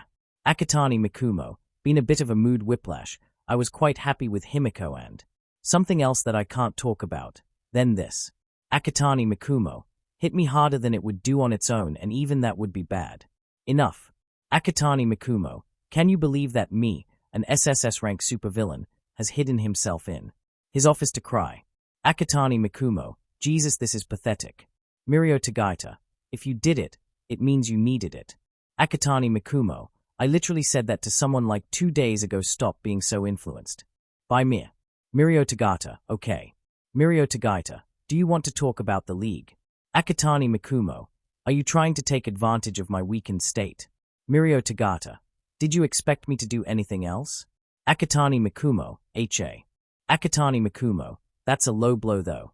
Mirio Tagata, I just want to understand you better. Mirio Tagata, you and your motivations. Mirio Tagata, you and your message to the world. Akatani Mikumo, I'm not going to tell you any details that could potentially help you catch someone.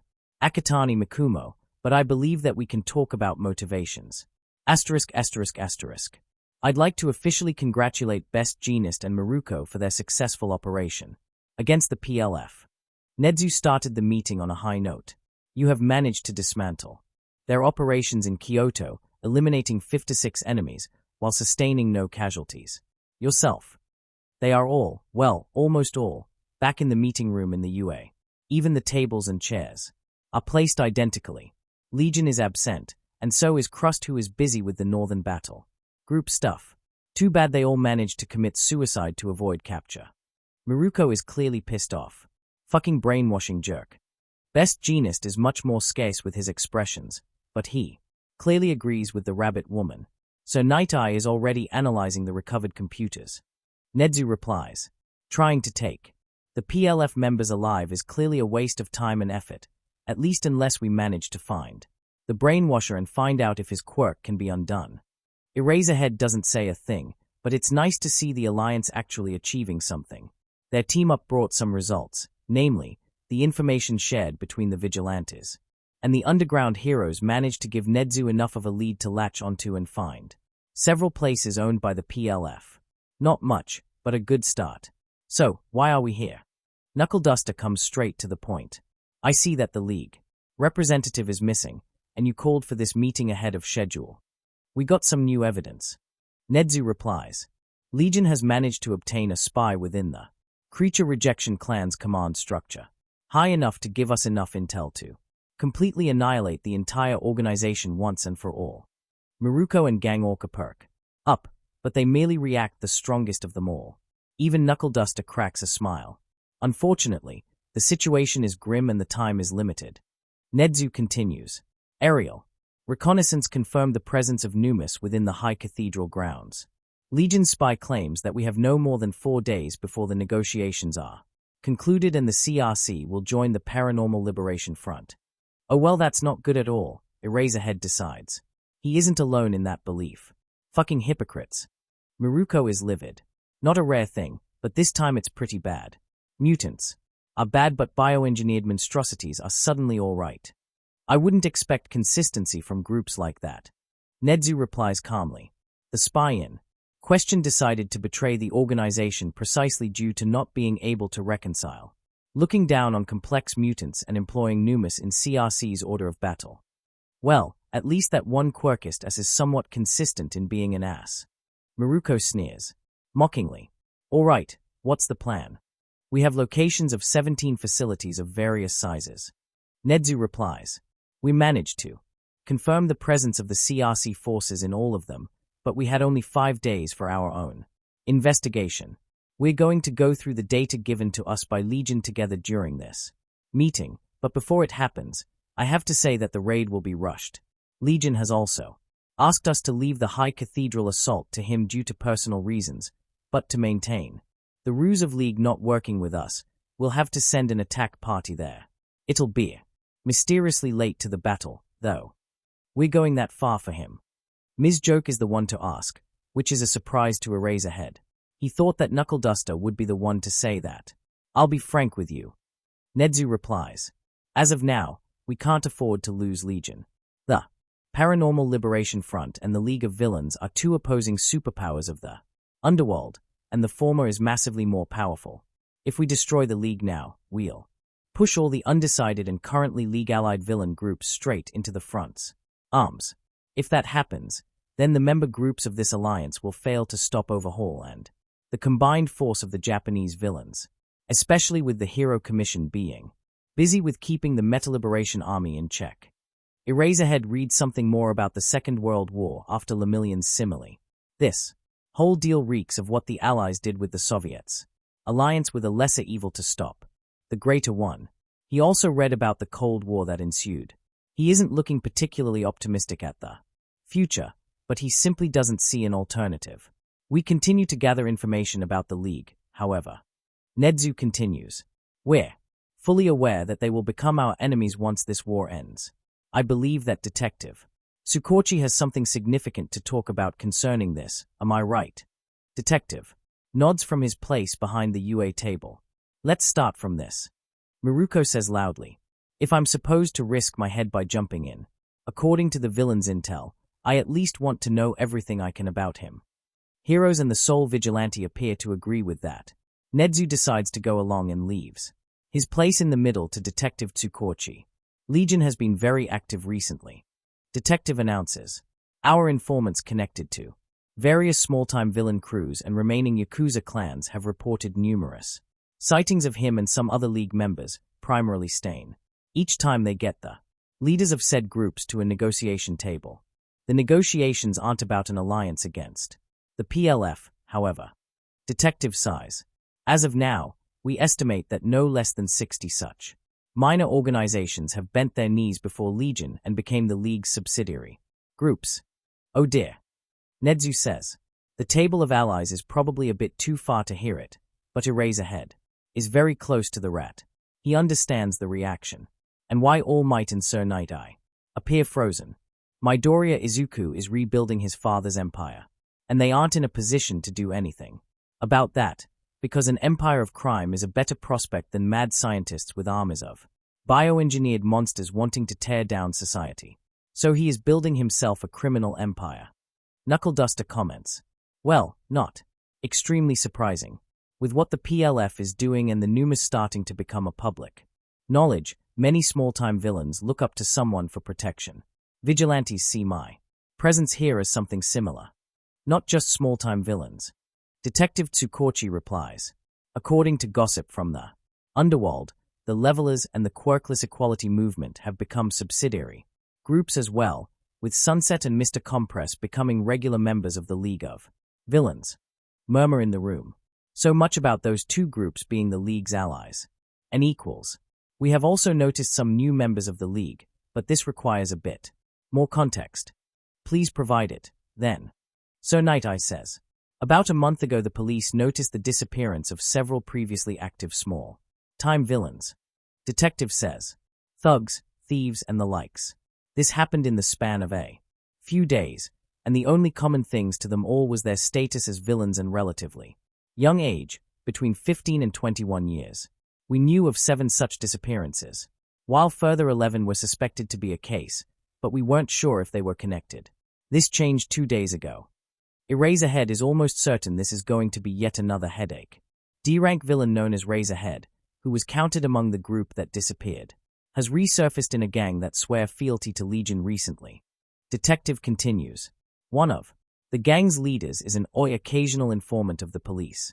He tends to sell us information about other gangs, and we aren't sure if the other leaders of it aren't aware of that.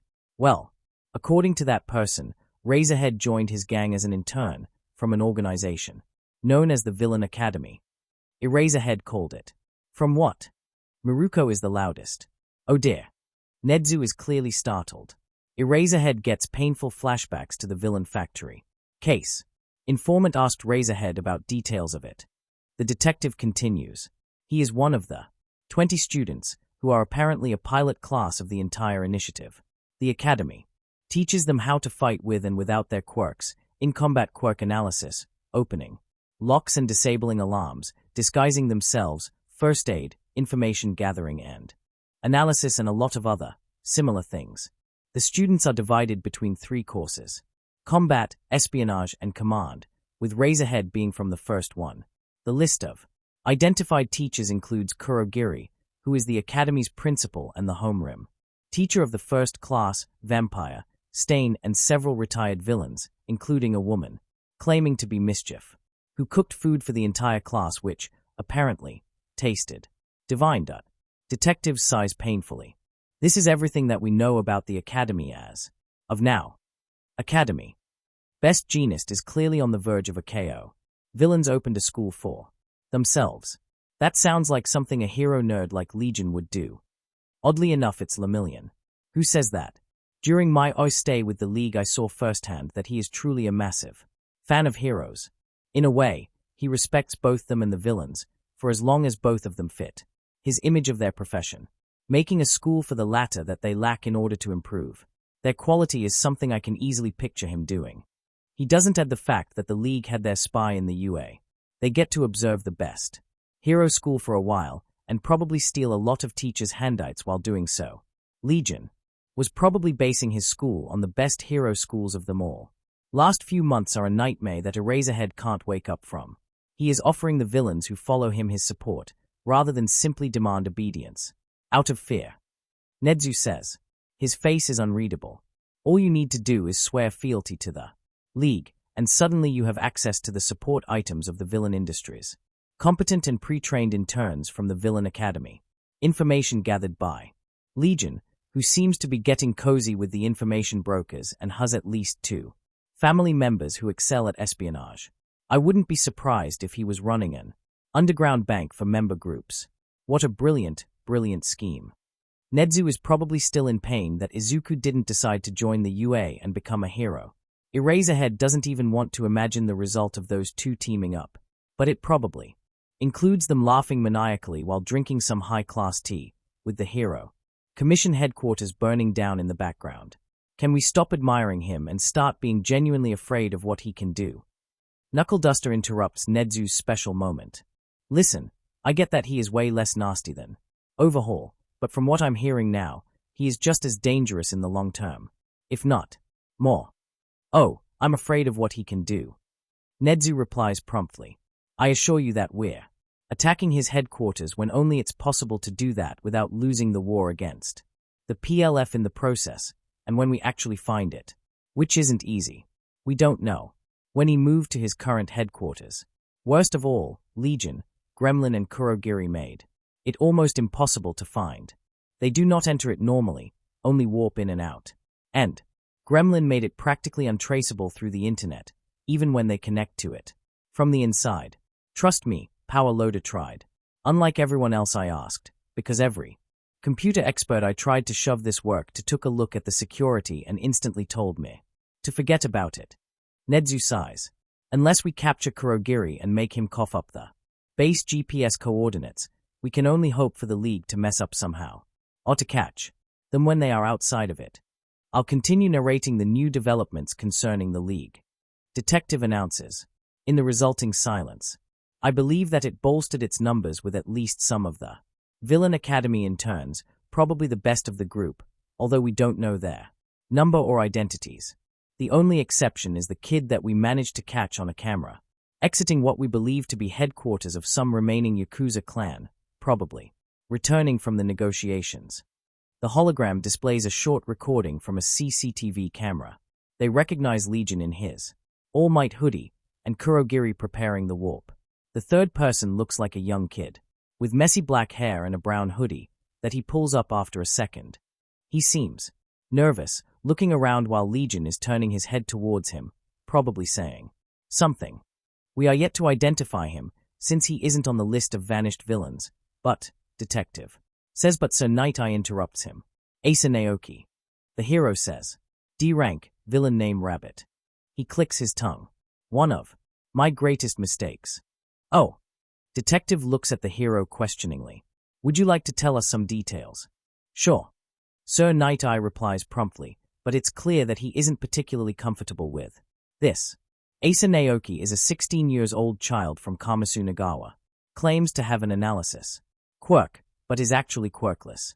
His parents knew, and had mostly distanced themselves from him as a result. He was bullied in school due to his docile nature, small build and the suspicions of quirklessness. School didn't intervene, and Asa finally snapped. What did he do? Nedzu is clearly interested. Eraserhead suspects that he knows why. He found a part-time job, bought some surveillance equipment with the money he earned, and secretly placed it around his school. Night Eye replies. He spent months gathering incriminating evidence for the school's tolerance towards bullying and a handful of other things, such as the principal's ongoing affair with an underage student. When he had enough of it, he sneaked into the school again, uploaded everything he found to the internet from the principal's computer before using copious amounts of gasoline and homemade explosives to destroy the school and the majority of evidence which could point towards him. Okay, that's actually quite awesome. Miruko really doesn't care about her words and has a short temper for bullies. But I assume that's not all. Nedzu is almost salivating at the tale. He loves well-planned operations that he personally agrees with on the moral basis, even if they are technically villainous. With what remained from the school in chaos, he began to target the bullies. So Night Eye continues. Not only his, but also those that he saw bullying others. His revenge methods range from uploading incriminating video recordings, through unearthing various other publicly humiliating things, to destroying their family's prized vintage car with another makeshift bomb. He also attempted to destroy the home of his main bully with another bomb. Unfortunately, said bully returned home earlier and sustained some injuries. So Night Eye's face flinches. Then I took the investigation over and, well, I screwed up. Mirai Sasaki using words like that publicly is a sign of the situation being serious. I have managed to locate and gather evidence for Asa being the one responsible for it all. Sir continues. However, if anything, I was impressed with the dedication and his attempts to do the whole thing without spilling blood. My idea was to have him arrested, but provide him with a good lawyer that would picture the whole thing as a case of vigilantism caused by extreme bullying. When that would occur, I would step in, mention that him going to a juvie would only make situation worse, due to his acute insecurities and previous history, and I'd call in the law allowing a hero to personally oversee the re-education of a vigilante by placing them in the care of their hero agency. He certainly had the smarts and the talent to be a valuable member of mine. Because of that, I asked Smiley, the rank 55 hero who is known for being good at dealing with children, to arrest him and explain the situation. And this is where I messed up. What happened? Nedzu asks, while Sir pauses for a few seconds to gather up his thoughts. Me and Smiley severely underestimated Ace's anxiety. Sir replies, it's so bad that the kid is practically paranoid, and that's without mentioning at least a handful of other mental issues, such as depression and potential dissociative identity disorder. Only after the fact I got to read his notes and discovered how often he referred to himself as Rabbit, and began to speak of himself in third person. The point is, he didn't believe what Smiley told him at all. Worse, he had an acute panic attack on arrest that made her search him less attentively to not worsen it further. And worst of all, he expected to be caught eventually and, due to his paranoia, was prepared for that option at any given moment. He managed to escape en route to the police station, despite being handcuffed, and in a police car with 2 policemen and a rank 55 hero. Eraserhead stares at the hero in disbelief. He isn't the only one. He did what? Miruko, as always, is the most expressive. How did he do that? He expected to be handcuffed, so he personally sewed in lockpicks to the sleeves of his every long-sleeved piece of clothing. Sir Night Eye says, he made it so that they weren't visible, but could be easily pulled out if you knew they were there. He used said lockpicks, and we aren't even sure how exactly, to unlock his handcuffs. When no one was looking, he pulled off 2 buttons from his shirt and mashed them together. They only looked to be actual buttons, and instead were made from some malleable materials that, when they were mashed together, began to produce lots of acrid smoke. He threw them in a hard-to-reach place in the car, forcing it to stop on a bridge. When Smiley pulled him out of it, she discovered that the high soles of his boots could be taken off. He hit a flashbang and a smoke grenade inside of them, both of them most likely homemade. He used the flashbang to escape Smiley's grip, and then escaped towards the edge of the bridge, only to detonate the smoke grenade. The pursuers thought that he was going to jump off it, but instead he used the cover to flee in a different direction, but not before throwing his shirt, which had some hidden weights inside it, off the rails. The sound of something heavy hitting the water and the smoke bought him enough time to escape off the bridge before Smiley and the policeman figured out that Asa didn't jump off. Sir Size, I was trying to locate him afterwards, but it appears that Kurogiri or Legion did it before me. Eraserhead is still having problems understanding what he just heard. This went from the level of being an escape artist to the level of being an escape Leonardo da Vinci or something like that. He can't even have problems with Smiley for letting this kid escape, because he is lucid enough to admit that there was a fair chance that it would work with him. So extremely intelligent escape artist, capable of planning and executing almost perfectly a weeks if not months-long revenge plan on an entire institution. Detective summarizes that had enough foresight to train self-unlocking police handcuffs before starting his plan, and has probably located the nearest precinct and decided that if he gets arrested at home, he can use the bridge between them to escape. Hence the weights. Oh, and master of creating makeshift explosives and who knows what else. He sighs. I think we found a command course student of the Villain Academy, and probably the Legion's new assistant. Oh look, Miruko says dryly. The Villain Academy is more tolerant towards quirkless students than 99% of hero schools in this country. Oh, the fucking irony. Eraserhead is certain that rabbits aren't venomous, but a certain rabbit woman certainly is. Please, don't start that talk. Nedzu is just slightly hurt. The UA has already announced the much-needed corrections to its policies concerning issues like that. Give yourself a #1 hero school medal and nail it to your head with a fucking jackhammer. Miruko replies, with a rising anger. Showing basic human fucking decency after years of doing nothing is apparently a praiseworthy achievement in this piece of shit country. Please, can we not fight? All Might finally has enough. We're supposed to be working together, stopping PLF, finding a way to dismantle the League before it becomes the second version of All for One's empire, saving people. Anyone still remember those goals? Nedzu and Miruku relent. The day is saved. For the next 20 minutes. Be happy that you mentioned the recruitment bit. Knuckle Duster announces. Or I'd fucking punch you in the face for arresting a kid for doing the right thing. 20 seconds, Eraserhead corrects himself. It was just 20 seconds. Sir Night Eye opens his mouth for some nasty retort. One that will probably including a rebuke of the very concept of vigilantism, bad enough to make Knuckle Duster tell them all to fuck off and go home. Just stop. Eraserhead finds himself speaking before that happens. We had less arguments and got more things done when we had a villain among us. Stop acting like you need one as a voice of reason among you, and let's get some things done instead of trying to murder each other with words. He just wants to take a nap in peace. Is it that hard? He had a hard day at school earlier. Most of his days at school are hard, especially now that his students are having issues with what happened at the training camp. He didn't lose anyone. A true miracle. Even Mineta by some unbelievable stretch of logic of the universe not only didn't get killed but also decided to stay in the school. But the atmosphere in the class changed a lot afterwards. From happiness to cold determination. Eraserhead is correct. Nedzu takes advantage of the moment. He probably figured out how close they were to having the entire meeting skydive into some nasty place.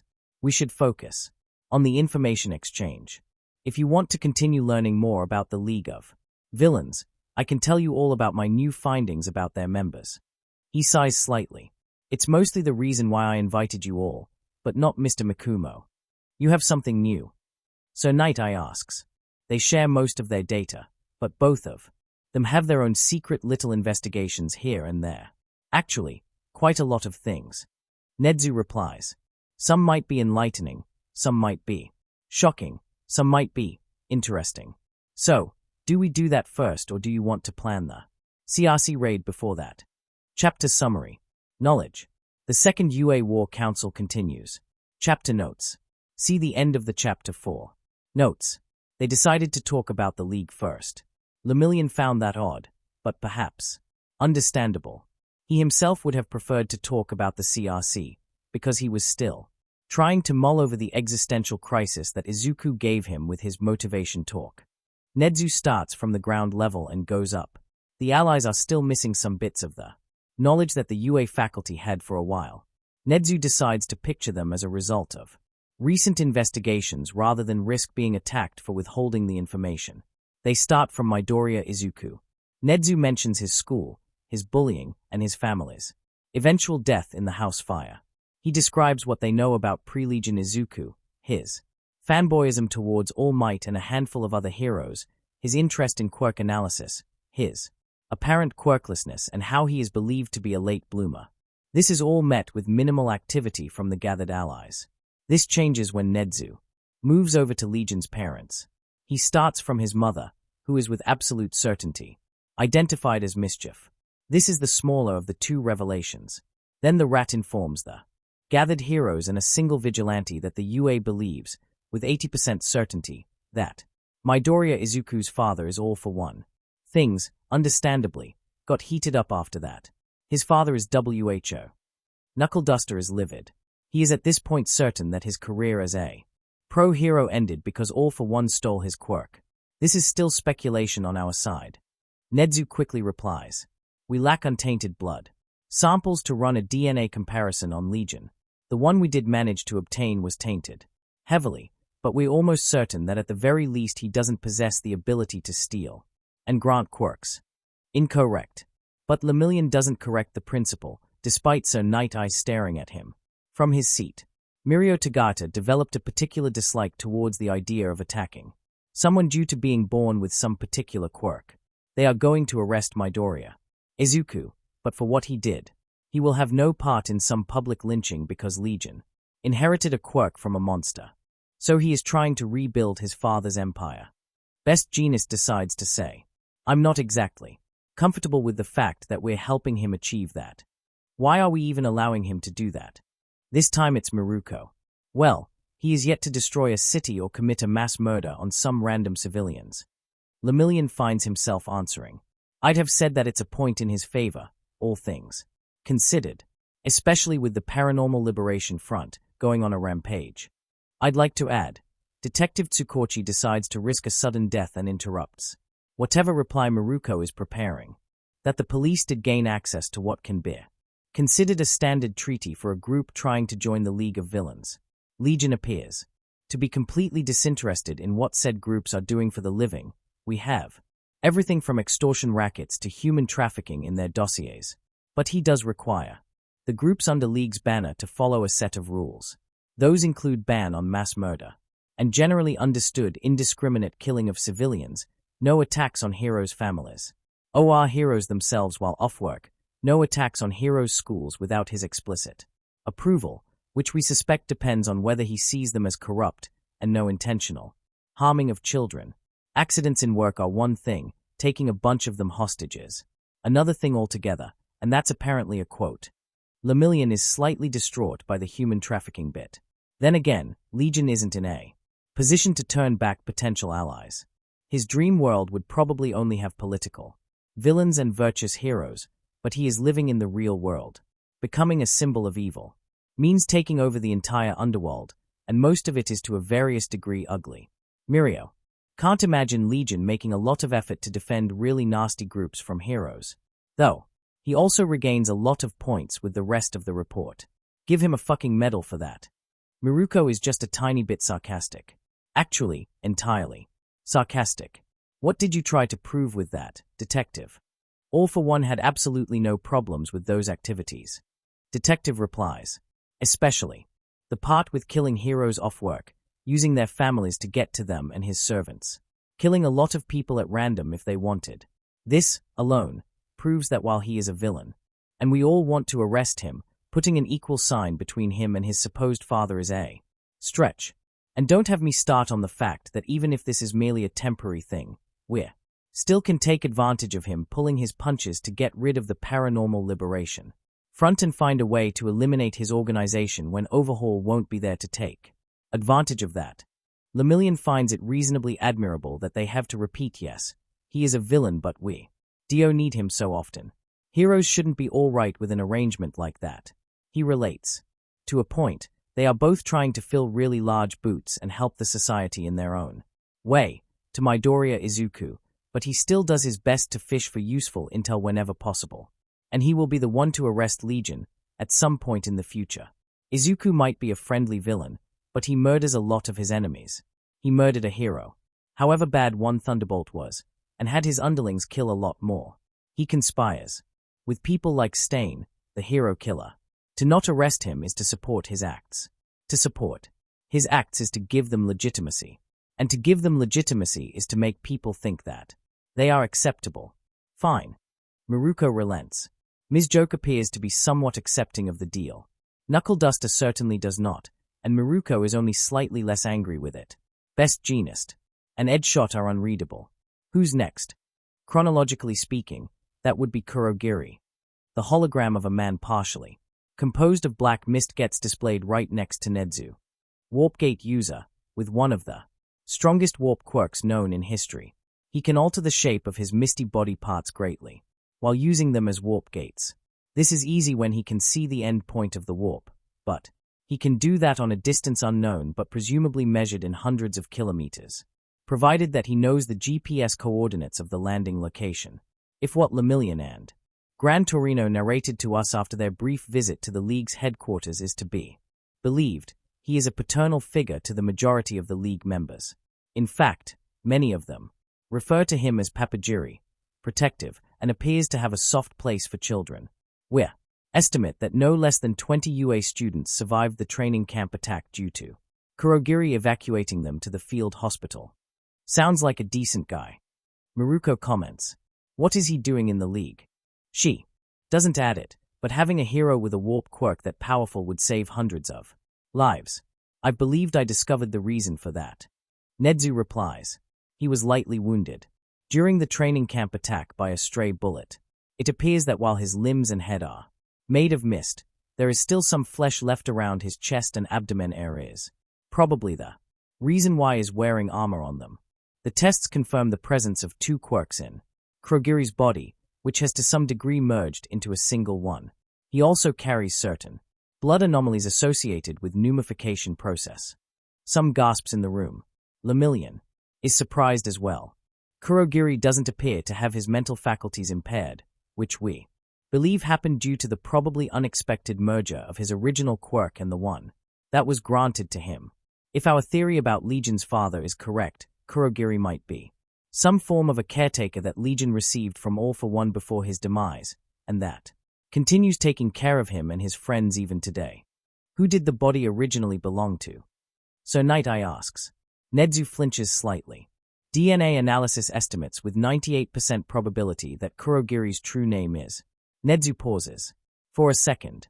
He appears to be conflicted about something, which is, Lemillion isn't familiar with that. Shirakumo Oboro. The name is unfamiliar, but not to everyone in the room. No Eraserhead has a face that will probably haunt Lemillion in his dreams. I'm afraid that there are almost no doubts about it. Nedzu should probably work on his tact. Not like this could ever happen, but it's nice to have some dreams. Eraserhead looks down on the table in front of him, trying to chew through what he just heard. For those unaware, Shirakumo Oboro was a second-year UA student and Eraserhead's close friend. He perished in a villain attack that we long suspected to be All for One's work. He was severely wounded by falling debris and transported to a nearby hospital, where he was pronounced dead. I investigated the event after the DNA comparison. Imagine my surprise when the doctor who pronounced Oboro as dead turned out to be Dr. Garaki. Nedzu sighs. Oboro's hero name was Loud Cloud, and his quirk allowed him to create and control clouds. His hair was also partially cloudified, for the lack of a better word. If All for One bestowed a warp gate quirk onto him, there is a possibility that it merged with the cloud control quirk, resulting in Kurogiri's ability to control cloud-like mist with a warp gate element. It also expanded the cloudification from hair to head and the limbs. Do you think that he is still there? Eraserhead asks. If it's brainwashing, then maybe. I do not know. Nedzu replies. But it's possible. If you run into Kurogiri again, you should try to call him by his old name. If we catch him, we'll also attempt to undo the brainwashing. You are free to explain that to present MIC, he was a Boro's friend too. Perhaps if you try it together. Eraserhead nods. Lemillion feels extremely sorry for him and present MIC. He imagines losing Sun Eater only to find him years later as some undead, brainwashed, something. How much pain would it give to him and Nejaya? The next one is decay. Nedzu decides to move on from the subject. Kurogiri's hologram is replaced by one of a gaunt young man wearing some black suit and several realistic-looking human hands. 5-finger point disintegration quirk, expert in close-quarters combat. Currently pending reclassification into an S rank. His quirk appears capable of spreading to nearby objects of similar nature, which he proved during the League's assault on the CRC.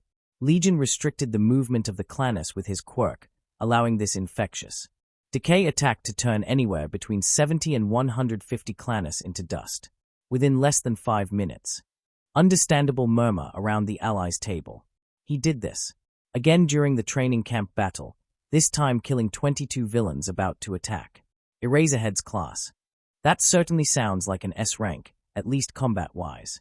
Best Genus comments. Do we have any idea what would be the result of him using this attack on, for example, a concrete building in the middle of Tokyo? This is an image that Lemillion didn't want to have inside his mind. No quirks are without limits. All Might speaks up, surprisingly enough. His is probably the range from the initial activation point, so it's not an infinite spread.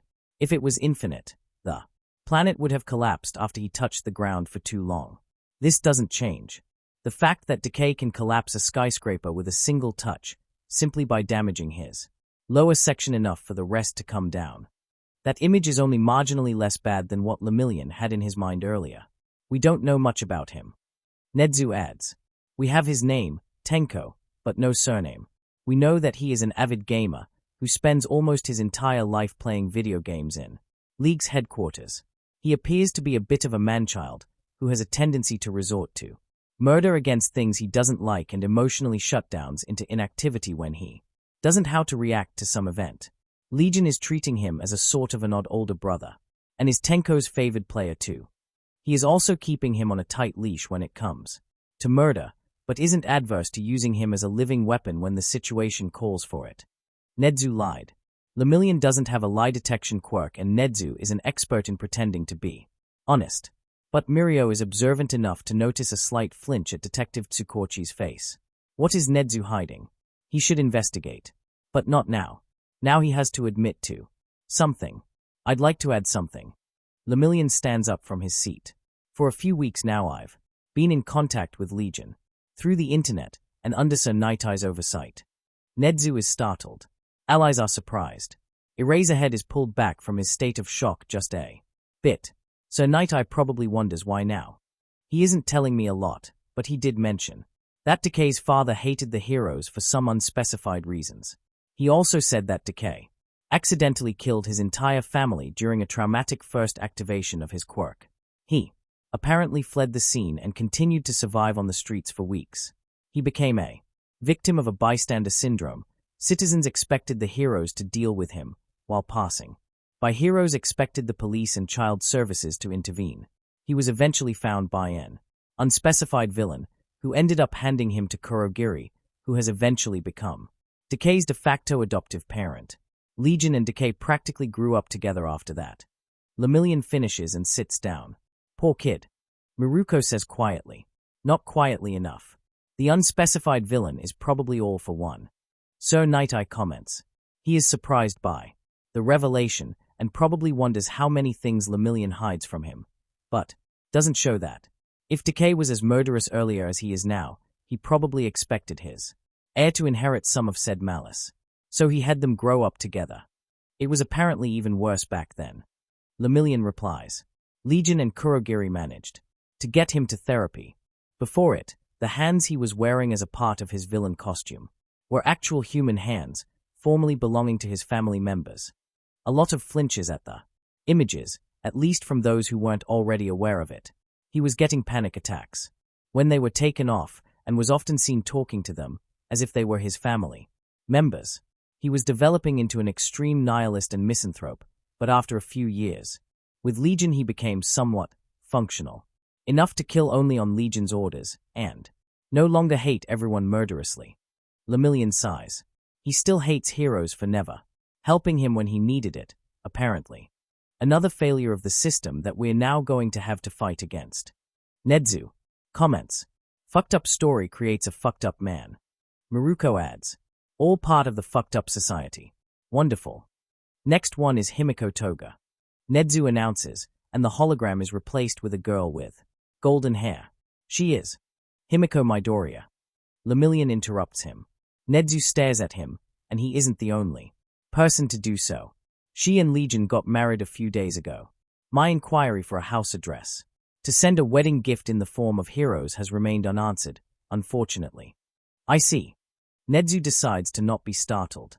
She is an expert fighter when it comes to knives, and possesses a transformative quirk that allows her to transform physically into a person whose blood she drank. She also, Lemillion raises his hand. What is it? She has 2 quirks. Lemillion replies. She is a rare case of a complex mutant quirk bearer, gaining an additional, theme-aligned quirk. Or at least Legion suspects so. That's all that was said, but we can probably guess from her villain name and her additional quirk being blood transformation requiring her to suck the victim's blood that her complex mutation is based on. Either some blood-drinking animal or the common cultural image of vampires. This is especially possible due to Legion offhandedly mentioning that not drinking blood gives her anemia. Everyone in the room is increasingly confused by what's happening. For how long did you know all that?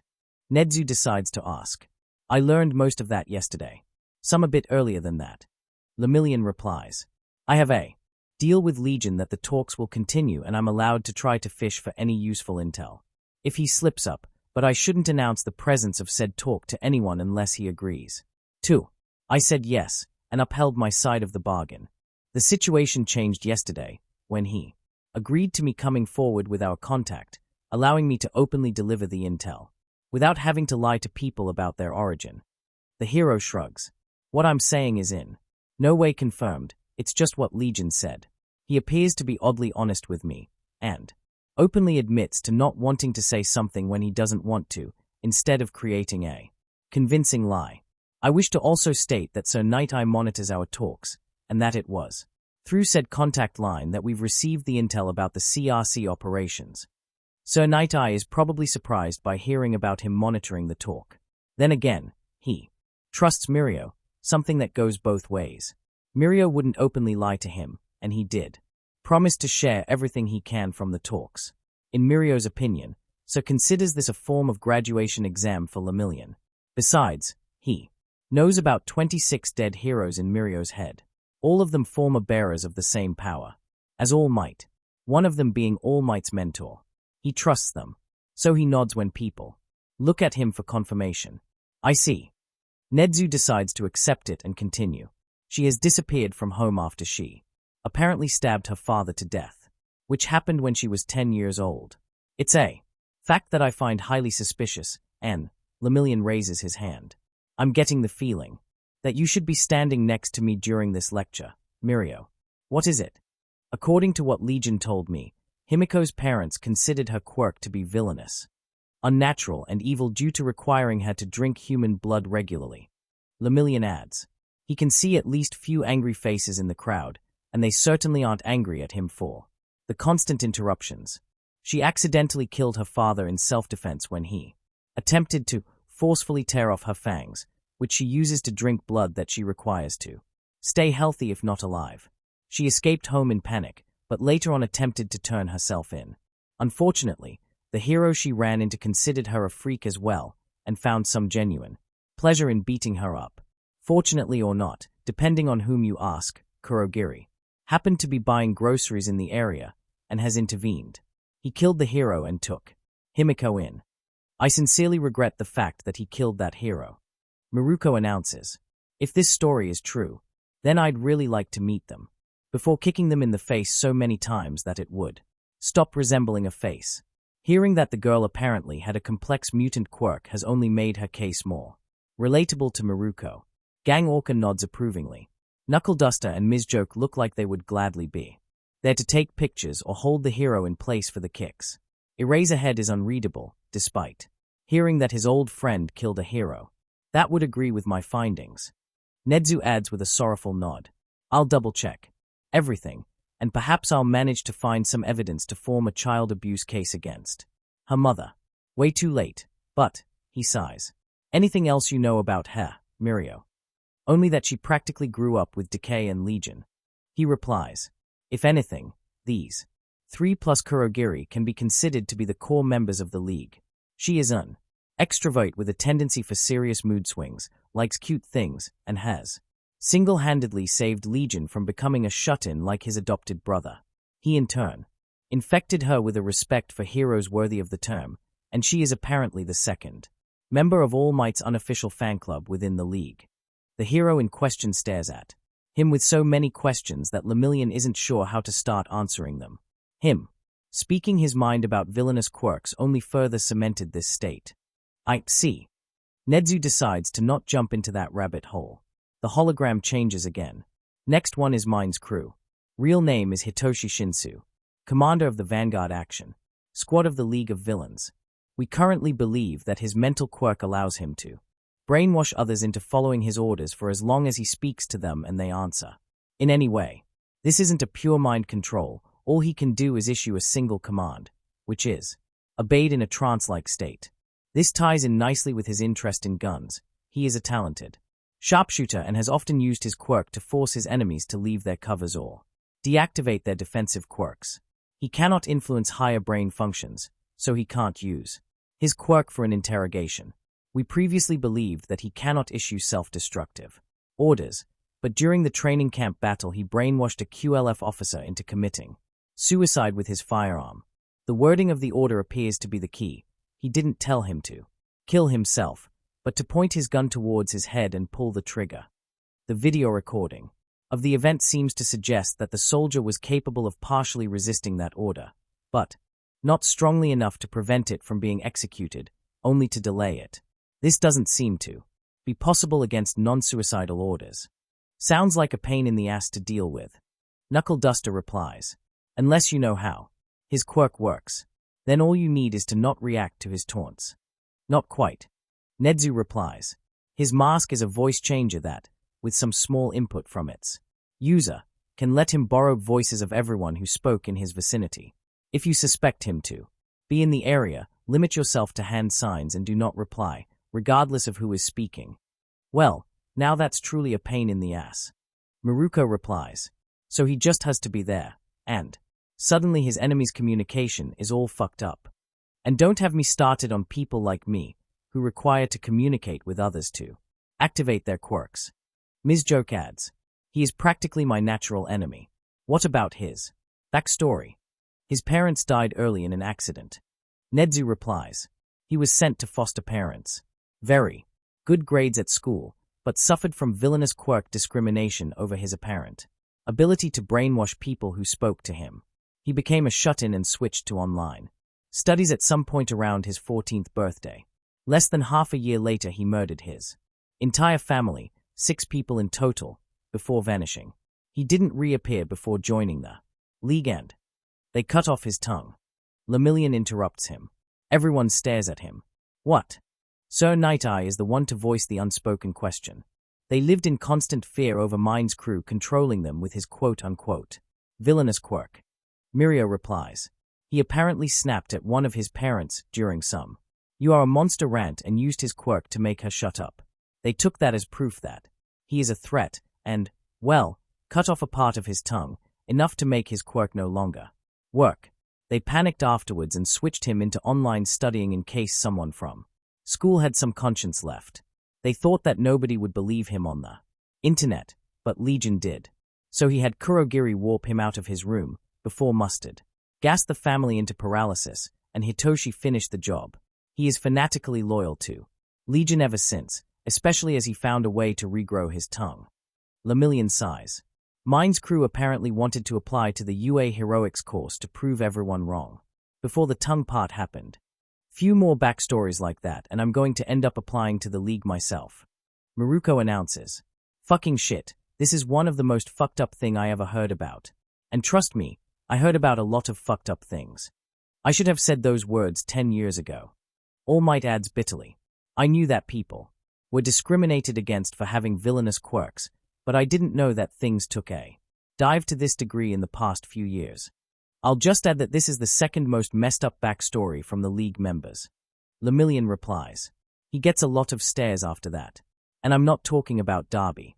Let's continue in order. He sighs. He really needs to take a metaphorical or not shower after this. At least he won't be the only one who knows those things now. Should make asking Sir or All Might for some guidance easier. Next one is Mustard, although his presence in Hitoshi Shinsu's house seems to imply that I mixed the chronology. Nedzu replies. His quirk allows him to generate and control clouds of poison gas, which causes paralysis, unconsciousness, or death depending on the density. He is capable of generating a poisonous cyclone several miles in diameter, centered on himself, if given enough time. He proved it by almost single-handedly annihilating the Inhuman Supremacy Party's base in Shizuoka. He is one of the League's members whose actual name Legion has kept hidden from the world. I managed to find out 2 days ago, and this is going to be another shocking revelation after Kurogiri. He sighs. Mustard's true name is Amaya Nemurai. He is a nephew and an adopted son of recently deceased pro-hero Midnight. This is new even to Lemillion. Legion didn't mention Mustard's parent name. Oh, so many things suddenly clicked. What? Eraserhead actually raises his voice at this. I met with him after her death. He was mourning. You can't be serious. I am. Nedzu replies. I've kept it under wraps for now, in order to not create another PR disaster, but Amaya Nemurai vanished mysteriously 3 days ago. I assume that he decided to join the League officially. I'm also unsure of his motives, but this time he visibly expects Lemillion to pick the subject up. So Mirio does that. Legion didn't mention the name and didn't directly refer to Midnight, but what he mentioned about Mustard makes perfect sense in the context. Mirio knows that kicking Eraserhead right now is a low blow, but what else can he do? His turn to villainy was a form of revenge against his adopted mother. He saw the adoption as some form of community service she did for fame, and never considered her his actual parent. He saw her as spending her entire life working as a pro-hero, as a teacher at UA and the modeling bits, rather than take proper care of the child she supposedly adopted as nothing short of parental abandonment. These feelings probably grew in intensity after he participated in the attack on USJ and used his quirk on Bakugo Katsuki, and she didn't even recognize him on the camera feed. In all honesty, Lemillion considered that a major mess-up on Midnight's side. She wasn't with them anymore, so we couldn't ask her about it. But did she suspect that Amaya was Mustard, but decided that it's impossible due to him being such a bright and successful student? Or did she truly fail to recognize her own son?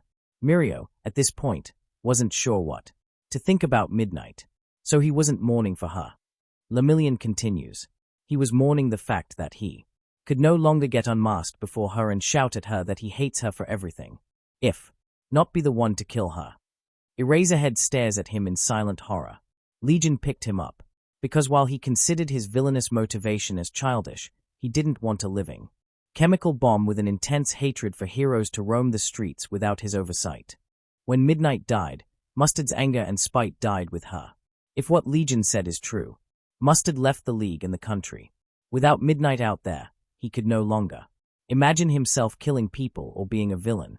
Legion threw in some face-altering quirk session as a goodbyes for his adopted cousin, and says that no one will ever find him again. He sighs. You are free to try to prove him wrong, Nedzu. He personally thinks that if Legion went as far as he said he did, with the DNA obfuscation, and maybe even quirk exchange, the chances of someone finding Mustard are minimal. But he wishes Nedzu the best of luck. I will certainly try. Nedzu replies. Regretful. Best Genus says. I believe that her intentions with the adoption were noble, especially as she was his blood relative, but if this tale is correct, then this is one more proof that you can't be a hero for the world if you can't be a hero for your own family. Endeavor taught us that much. Putting them in the same category is hurtful for Midnight. Edshot adds. But Mustard didn't see it like that. Our own wounds always hurt us the most, and are the easiest to exacerbate. Ms. Joke is watching Eraserhead with a pain in her eyes. Lemillion's heart hurts while seeing this. So, the next one should be Gremlin. Nedzu decides to pick the talk and put it back onto the tracks. Lemillion intervenes. I believe that it'll be a good idea to put that on hold for a moment.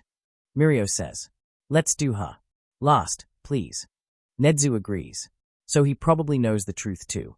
This is going to be ugly. Chapter end notes. I'm seriously considering switching to weekly releases for all of my stories, as much as we all love having daily or semi-daily releases. Let's be real. It means much less time for my story to amass comments and kudos before I end up finishing it. Crying face, people comment. Much less on finished works, after all. Not to mention being able to amass more backlog. And so on. And for as much as I hate that fact, my writing is kind of fueled by me receiving attention from people. Low self-esteem does that to people. Sigh. I was quite happy about getting to 1,000 kudos, then quite sad because my 2 other stories from the series that I greatly recommend are only about 300 kudos each. Then I realized how many kudos actually popular stories have, and yeah, here we are. Dead on Arrival got an unexpected follow a favorite on FF from one of my favorite authors on FF yesterday, which kind of stopped me from spiraling into a bad place. Still, not a nice evening to have. Still need to spend a day thinking about it. Tomorrow's releases of all 3 stories will be probably accompanied by announcement, or not. Sorry for that, in advance, if it happens. But, well, I kind of want this story to be as successful as possible, you catch my drift. Also, Digirites, I absolutely loved your bookmark for this story, and liked the one for the ties that bind. I'd just like to point out that I have one more story, unless it's just not your type of story and you ignored it consciously, then it's alright I guess. Chapter summary. Mistake. The War Council is concluded. A mistake has been made. Chapter notes. Following what was said the last time, we're switching to the story getting published weekly. Friday around that very moment. Yeah, that should be okay. Also all 3 stories. Yes, I have 2 more. Check the series that this story belongs to if you didn't already, will be updated simultaneously. See the end of the chapter for more. Notes. Darby is old news. Son of Endeavor, with Nedzu and other Todorokis confirming his tale. His part of the talk is mostly about what he can do and what he did. Serial arsonist, firepower. Actually surpassing the former number 2 hero, but lacking his resistance to his own flames. Meaning that there was a limit to how much of his blue flames he could use in short order. Intelligent enough to be a dangerous tactician too. He didn't have a lot of occasions to showcase it, but there was probably a reason why Mine's crew picked him as his second in command. Spinner is a bit more complicated. Complex mutant of the lizard variety. Somehow managed to finish university, history, but with grades not good enough to earn him a job while wearing a lizard head. No one exactly knows why he turned to villainy. Lemillion corrects that. Not getting a job a few dozen times, and knowing that less qualified people with better looks got it instead, turned Spinner into a social activist. A run-in with some nasty thug of the Hero Commission, which had issues with Spinner's group calling it out on blatant quirkism, turned him into a bitter enemy of state. Finding out that his girlfriend, who was arrested during said hero encounter, was beaten to death in prison, apparently for consorting with a mutant, turned him into a hero-hating vigilante. Chance encounter with Stain made his career much longer than it probably would be. Spinner was apparently a gecko mutant, allowing him to scale vertical surfaces easily and quietly. Stain and Orleeg added training with blades and guns. Vantablack gets a mention. Nedzu decides to admit to being outplayed like that. Another backstory that appears relatable at least to Miruko. Villainous quirk bearer and a quirkless girl, sent to a juvie for stopping a rape. Lemillion is surprised that she didn't ask about the hero in question too.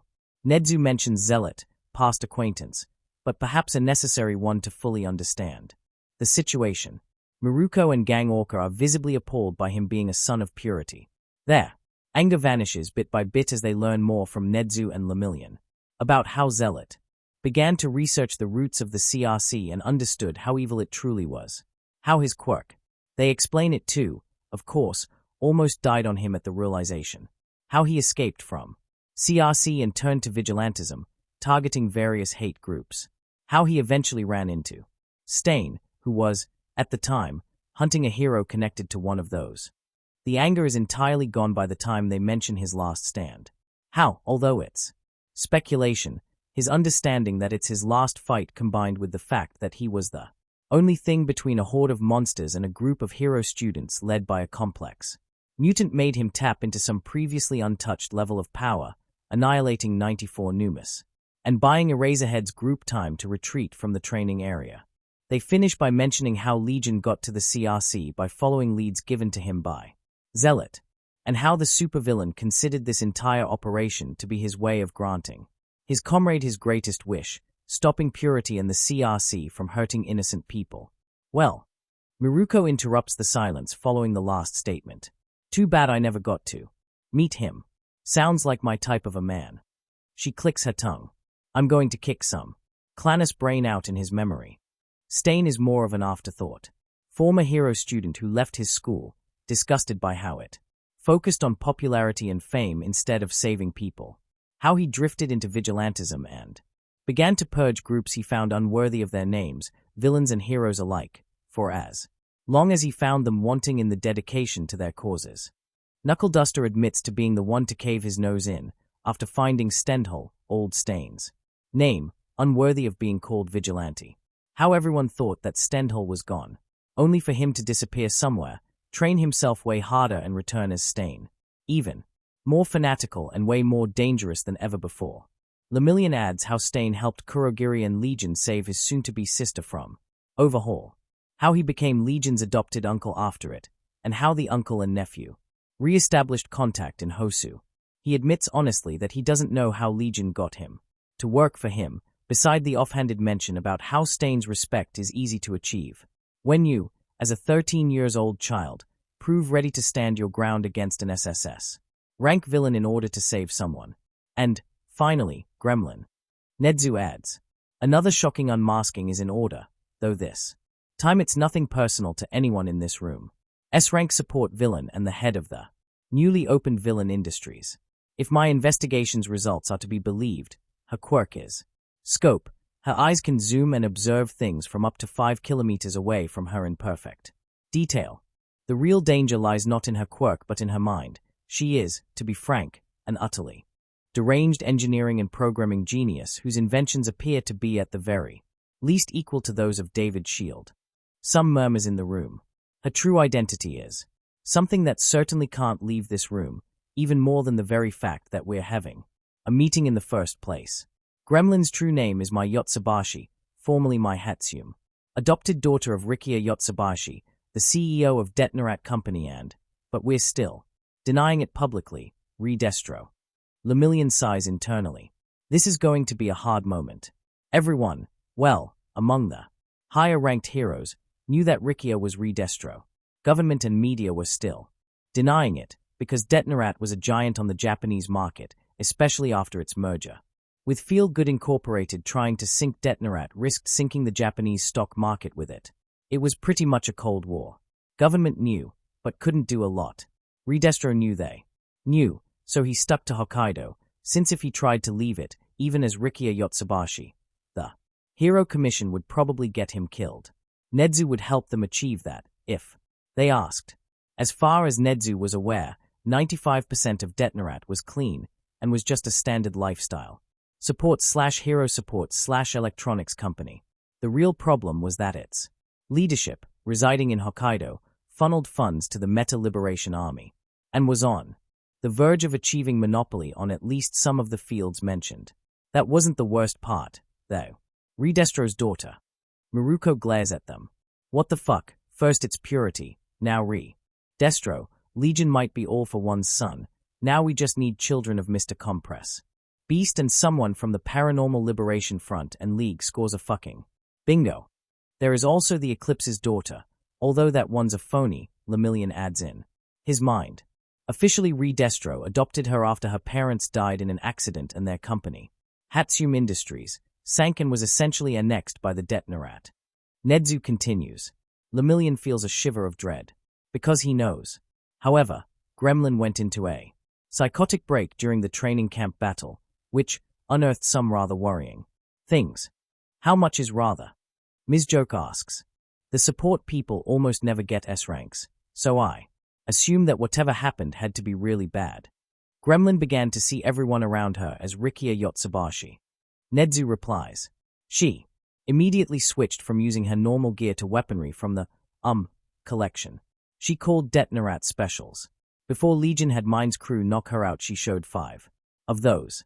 The list includes antipersonnel white phosphorus missile launcher, a form of a spear with a chainsaw at the ends, grenade that didn't explode but instead irradiated everything within 10-meter radius with instantly lethal amounts of gamma radiation, field torture kit that seems to be converted from some dentist toolkit, and a crowd of small, spider-like robots that swarmed their victims before, performing lobotomy on them.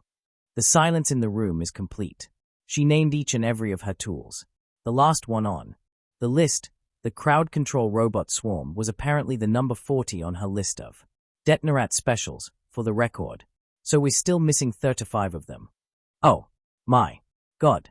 Ms. Joke, for the first time in ever, stopped looking like she was happy and about to bless the world with some jokes. As I said, rather worrying. Nedzu decides to become the master of understatement and continues talking while everyone else in the room is still mortified.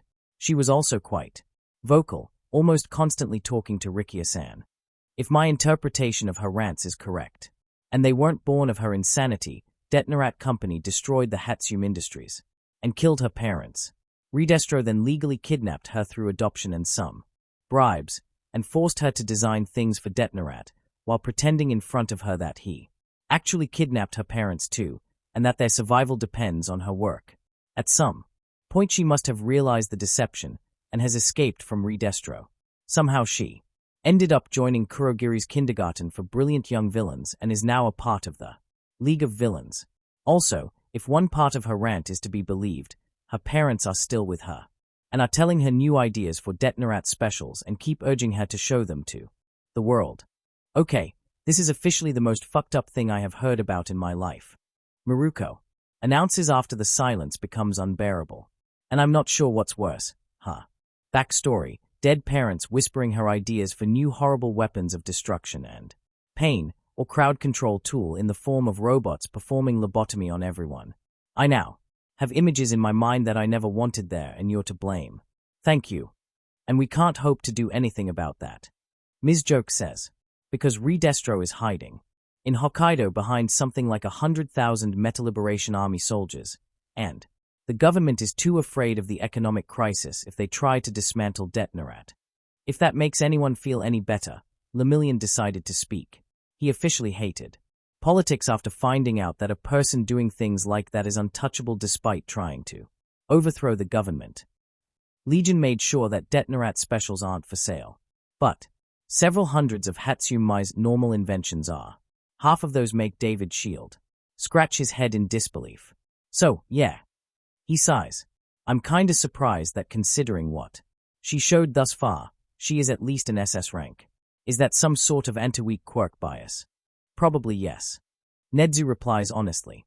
I had to fight that witch to get Yujiko an SSS rank designation, because apparently it's just an immortality quirk.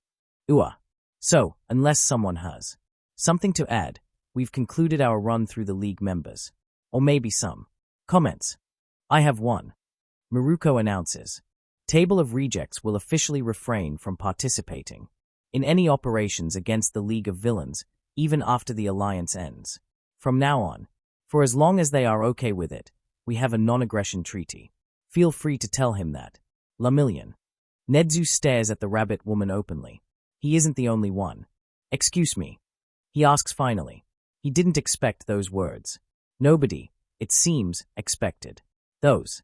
Do you know what's the best part of being a bratty asshole like me? Maruko replies. I can say what I want, and nobody gives a shit. So I'll say what I want and then piss off. She leans forward a bit and glares daggers at Nedzu.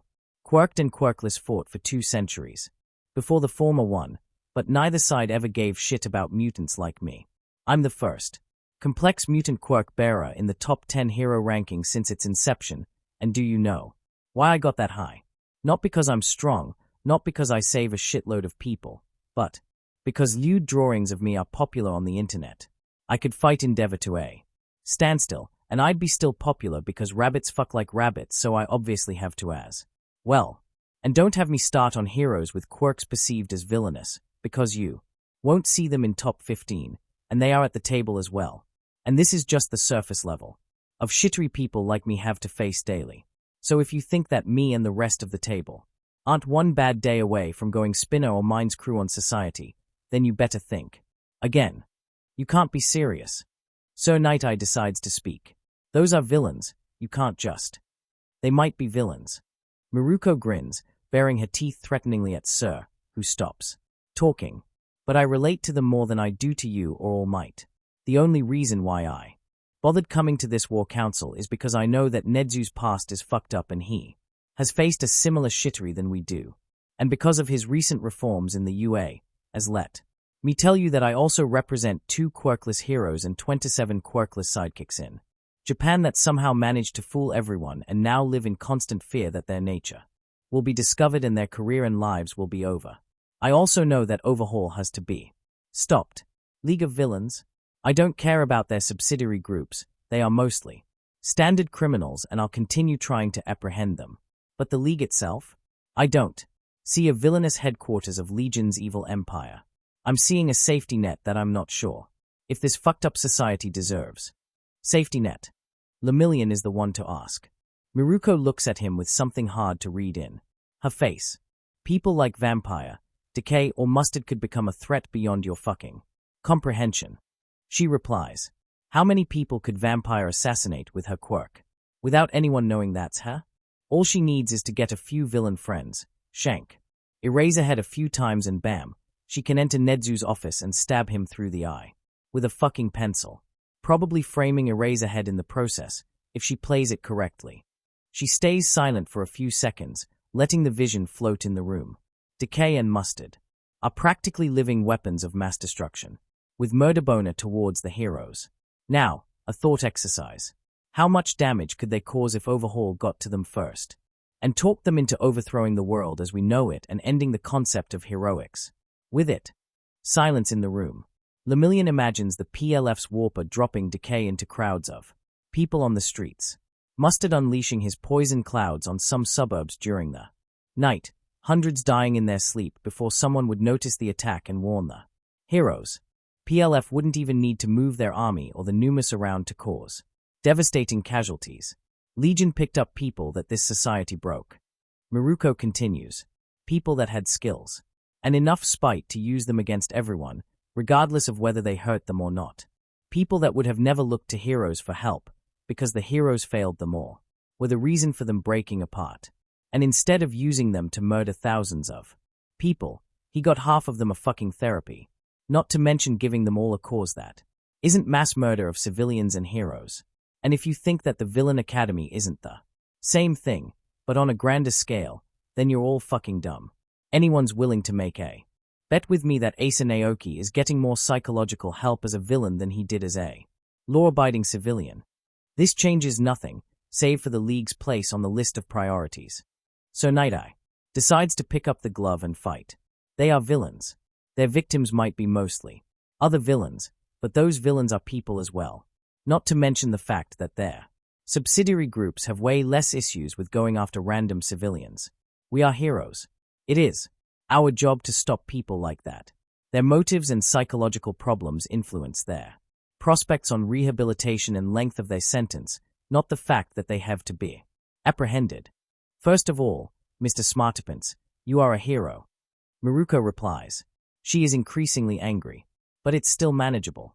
I might be working as one, but I stopped identifying with that profession long ago, since it never tried to identify with me.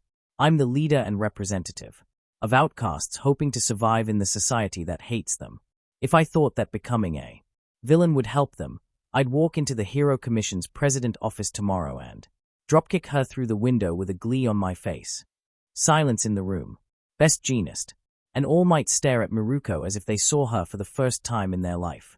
I might work to uphold the law, but if I'm supposed to choose between it and my conscience, then screw the law. And that's why I'm not going to fight against the League, because I'm not going to kill or apprehend people whom I relate with to this degree. You do whatever you want with them. Lemillion quickly looked around the room. Knuckle Duster seemed to agree with Maruko. Perhaps unsurprisingly, vigilantes long ago made a choice between their conscience and the law, and their choice was identical to hers. He was probably more concerned with legions.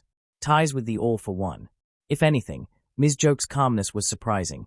She didn't look particularly moved by Maruko's words, but it was less I'm not interested in what you are saying and more I'm not shocked by your words. Did Ms. Joke agree with her too? At least somewhat. Lemillion decided that Nedzu and the rest of the UA had grossly underestimated how angry the table members were. And if they get the Vigilante Alliance and the Underground Network to agree with them. Mirio Tagata, Maruko seems to like you. Akatani Mikumo, I'm 99% sure this is a name of some hentai comic on the internet. Akatani Mikumo, and I'm 99% sure that she would kill me for mentioning this if I were a part of the meeting. Mirio Tagata, probably yes, to both. Mirio Tagata, we're planning the assault on the CRC bases. Mirio Tagata, still in the room, but I'm kinda zoning out. Mirio Tagata, she is impressed with you picking up people she can relate to and fixing them. For as much as you can. Akatani Mikumo, oh. Akatani Mikumo, did you mention the Himiko surname change and the mustard retirement? Bit. Mirio Tagata, yes. Mirio Tagata, Maruko told me to relay to you that she wants a permanent non-aggression pact. With you. Mirio Tagata, you should probably talk with her about details. Akatani Mikumo, oh. Akatani Mikumo, why are you telling me about this? Akatani Mikumo, shouldn't you try to limit my contacts with her and act against me on this? Mirio Tagata, because I have some very bad feelings concerning her and I hope I'm wrong. Mirio Tagata, very very much. Akatani Mikumo. Mirio Tagata, and I don't think I can hope on Sir and Nedzu to uncover this, since they aren't in a position to do that. Mirio Tagata, so it's you who is left. Akatani Mikumo. Mirio Tagata, you'll probably figure it out yourself. Mirio Tagata, and then you'll figure out that I meant it. Mirio Tagata, if I'm right, then be so kind and tell me, alright? Consider this a payback for this. Akatani Mikumo, I'll consider this a challenge. Akatani Mikumo, and I shall accept it. Akatani Mikumo, when I figure out what you mean, and find out if your very bad feelings are correct, I shall tell you about it regardless of the League's interest. Mirio Tagata, alright. Lemillion decided to catch Nedzu right after the meeting. When that happened, he gestures to, so that he has something to do, to his mentor's noticeable surprise, and follows Nedzu out of the room. What is it, Mirio? Principal notices him one corridor after that. Or, to be more exact, they are now alone and he decides to acknowledge Lemillion's existence. You know something about decay, don't you? Principal freezes. I noticed Detective Tsukorchi's reaction. You lied somewhere while talking about him. What was that? Mirio, I'm sure that you missed to. Principal tried to steer him away, but Mirio is past the point of his own character development where it could work. Principal Nedzu. He interrupts his own principal. Oh, how easily it happens recently. Legion told me that Decay's true name would have hurt some heroes he doesn't want to be hurt. I'm in regular contact with him. I need to know things like that, if I'm to gauge how honest he is with me. I'm afraid that at least at this one point he was very honest with you. Nedzu replies. Am I on the list of people who would be hurt by this knowledge? Lemillion asks. He is going to get to the bottom of this, no matter what. He fails to believe it himself, but he actually trusts Izuku Midoriya. Not enough to turn his back on him. They are enemies, and Legion would probably stick a blade where it hurts just to remind Mirio of it. But he has a mission to ensure that someone, whom he can only observe from afar, isn't turning into a monster like his father. Father that was an expert manipulator and liar. He needs to confirm whatever he can. No, Principal replies. But All Might and Gran Torino are. The mouse bear looks up at Lemillion. Are you ready to lie to them if it means confirming or not Legion's words for yourself? He doesn't even seem angry that Lemillion doesn't believe his words. I can't explain why exactly. Mirio replies. But it's not a matter of whether I'm ready or not. I have to know. Silence. Long and hard. Nedzu is calculating something in his tiny yet way too organized brain. Eventually he comes to a decision. Decay's true name is Tenko Shimura. Nedzu says. He is Nana Shimura's grandson. Dead Hero stares in growing horror, her signature smile strangled to death in a heartbeat. Oh no, Lemillion realizes. Nedzu didn't know about his company of dead heroes. He didn't know that he just told the truth to the person that it would hurt the most. Nana gave his son up for adoption to keep him away from All for One's grasp. Nedzu continues, unaware of what was happening. He never understood that and grew to detest heroes. The rest is, as I believe, exactly like what you said back then. Lemillion's connection to the One for All is too weak for a regular exchange of communications. But even then, he still hears the scream. Asterisk. Mirio Tagaita. This time it was I that fucked up. Akatani Mikumo. What happened? Mirio Tagata. I cornered Nedzu after the meeting. Mirio Tagata. He doesn't know about the dead heroes in my head. Mirio Tagaita. So he told me the truth about Tenko. Akatani Mikumo. Oh fuck. Akatani Mikumo. Fuck. Akatani Mikumo. Any idea about the reaction? Mirio Tagaita. Either it was a hallucination or I actually heard her scream. Akatani Mikumo. Fuck. Akatani Mikumo. I told you that heroes would be hurt. Why did you have to be nosy fucking? Damn it. Mirio Tagata. Should have told me what heroes. Mirio Tagata. If I knew who was on the list I'd ask Sir Nitai to verify it for me. Mirio Tagata. I'm supposed to be your auxiliary conscience at behest of the 26 dead heroes. Mirio Tagata. I need to confirm your words wherever I can. Akatani Mikumo. Fuck. Akatani Mikumo. You are right. Akatani Mikumo. Shit. Akatani Mikumo. Poor communication kills or at least tortures dead heroes. Akatani Mikumo. SHIT. Mirio Tagata. What the hell happened with him? Akatani Mikumo. My dad did. Akatani Mikumo. Picked him up from the street and decided that making him into a murder machine, not like he wasn't one already at this point tbh, father pretty much only conserved. His state as he came upon plus gave him combat training, was a lovely pastime. Akatani Mikumo looked forward to All Might's face after informing him whom he just punched to death or whom he was facing RN. Akatani Mikumo. Then he decided to fuck off from the business and I did my best to unfuck my adopted brother. Akatani Mikumo. But there was too much of it, all I could do was to make him not murder random people out of, well, him having a bad day or SMTH. Akatani Mikumo. Without Himiko he might have been the one to influence me rather than the other way around. Mirio Tagata. Your dad, and I don't use curse words normally, was fucked up. Akatani Mikumo. Tell me something I don't know. Akatani Mikumo. Why do you think I'm changing 90% of things after inheriting this burning mess of a collapsed empire? Akatani Mikumo. Listen, I have to ask you for something. Mirio Tagata. Akatani Mikumo. I'm going to tell Nana something. Something that is technically a classified League's intel. Akatani Mikumo. Please don't mention it to anyone. Akatani Mikumo. Pretend that you never heard it. Akatani Mikumo. I know I can't do much about it, but I want to help her. Akatani Mikumo. She sacrificed everything the good cause, abandoned her son to keep him safe, because she knew that All for One would kill them both. Akatani Mikumo. She doesn't deserve to suffer like that. Mirio Tagaita. It was my screw-up that brought all of it. Mirio Tagaita. Nedzu should have been told about the One for All development at least. Mirio Tagaita. Very well, but I'm doing it for her. Akatani Mikumo. All right. Akatani Mikumo. We got a few new recruits recently. Akatani Mikumo. One of them is a girl that life fucked up even more than League's average. Akatani Mikumo. She run into Decay the first night in. Akatani Mikumo. Love at first sight. Akatani Mikumo. They come to my office in the morning, asking me to marry them officially. Akatani Mikumo. Decay was blushing the whole time and told me that she has a beautiful smile and he wants to protect it. Akatani Mikumo. I can see how they act with each other. It's like two people broken into halves that discovered that they make a perfect whole together.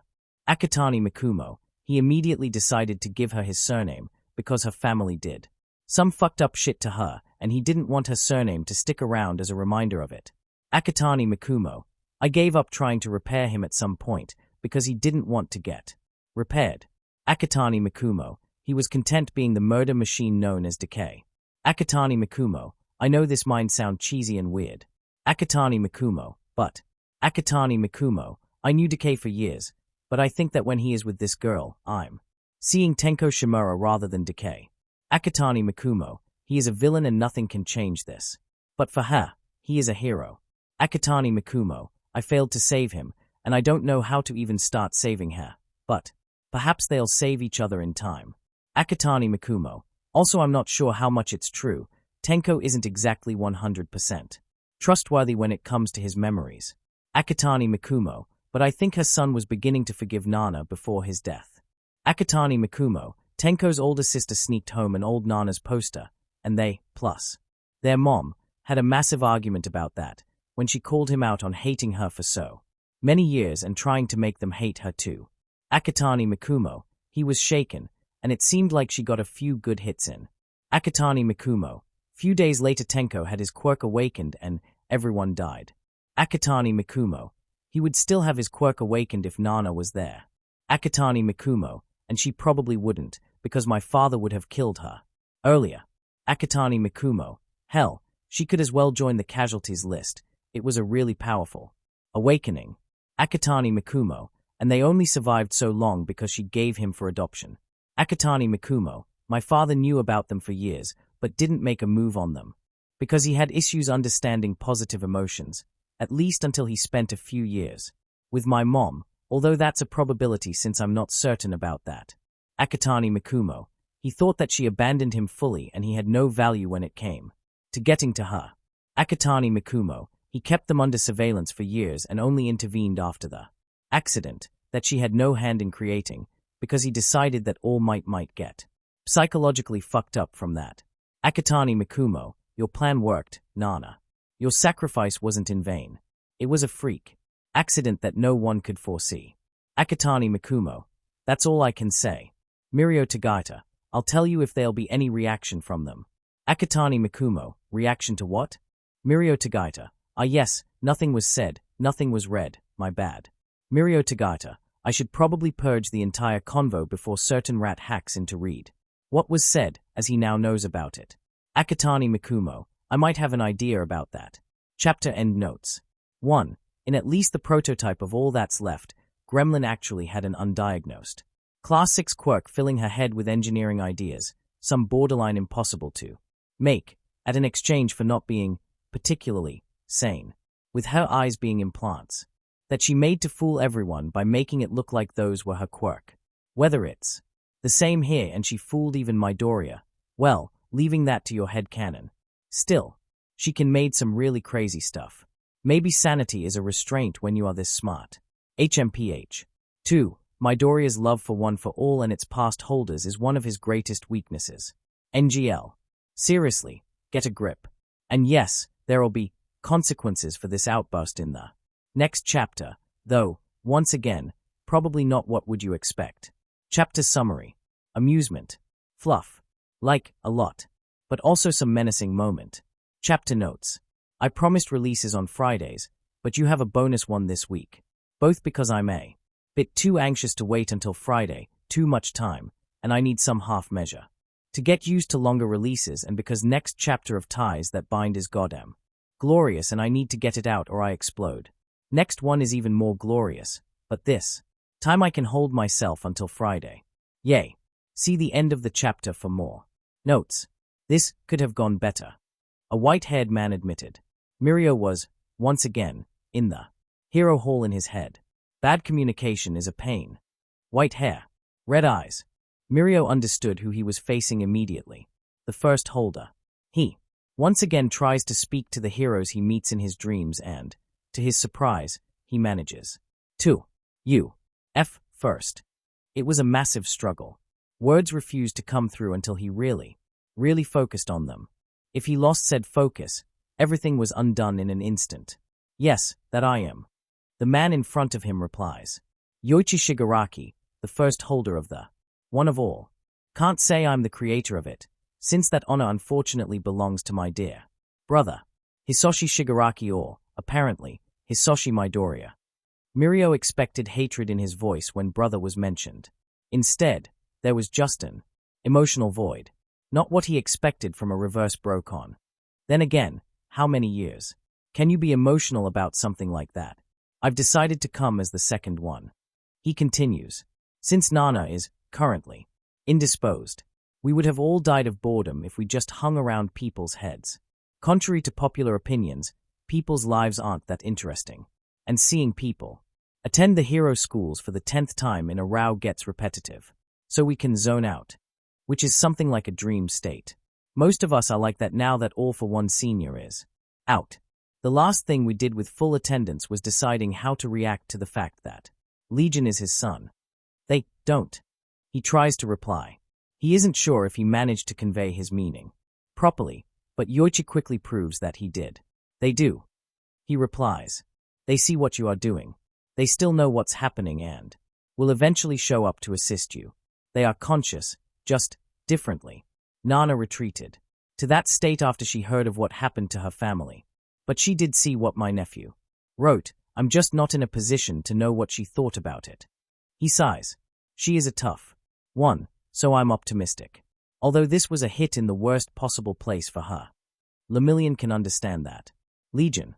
He asks. Yoichi smiles. Smart one, aren't you?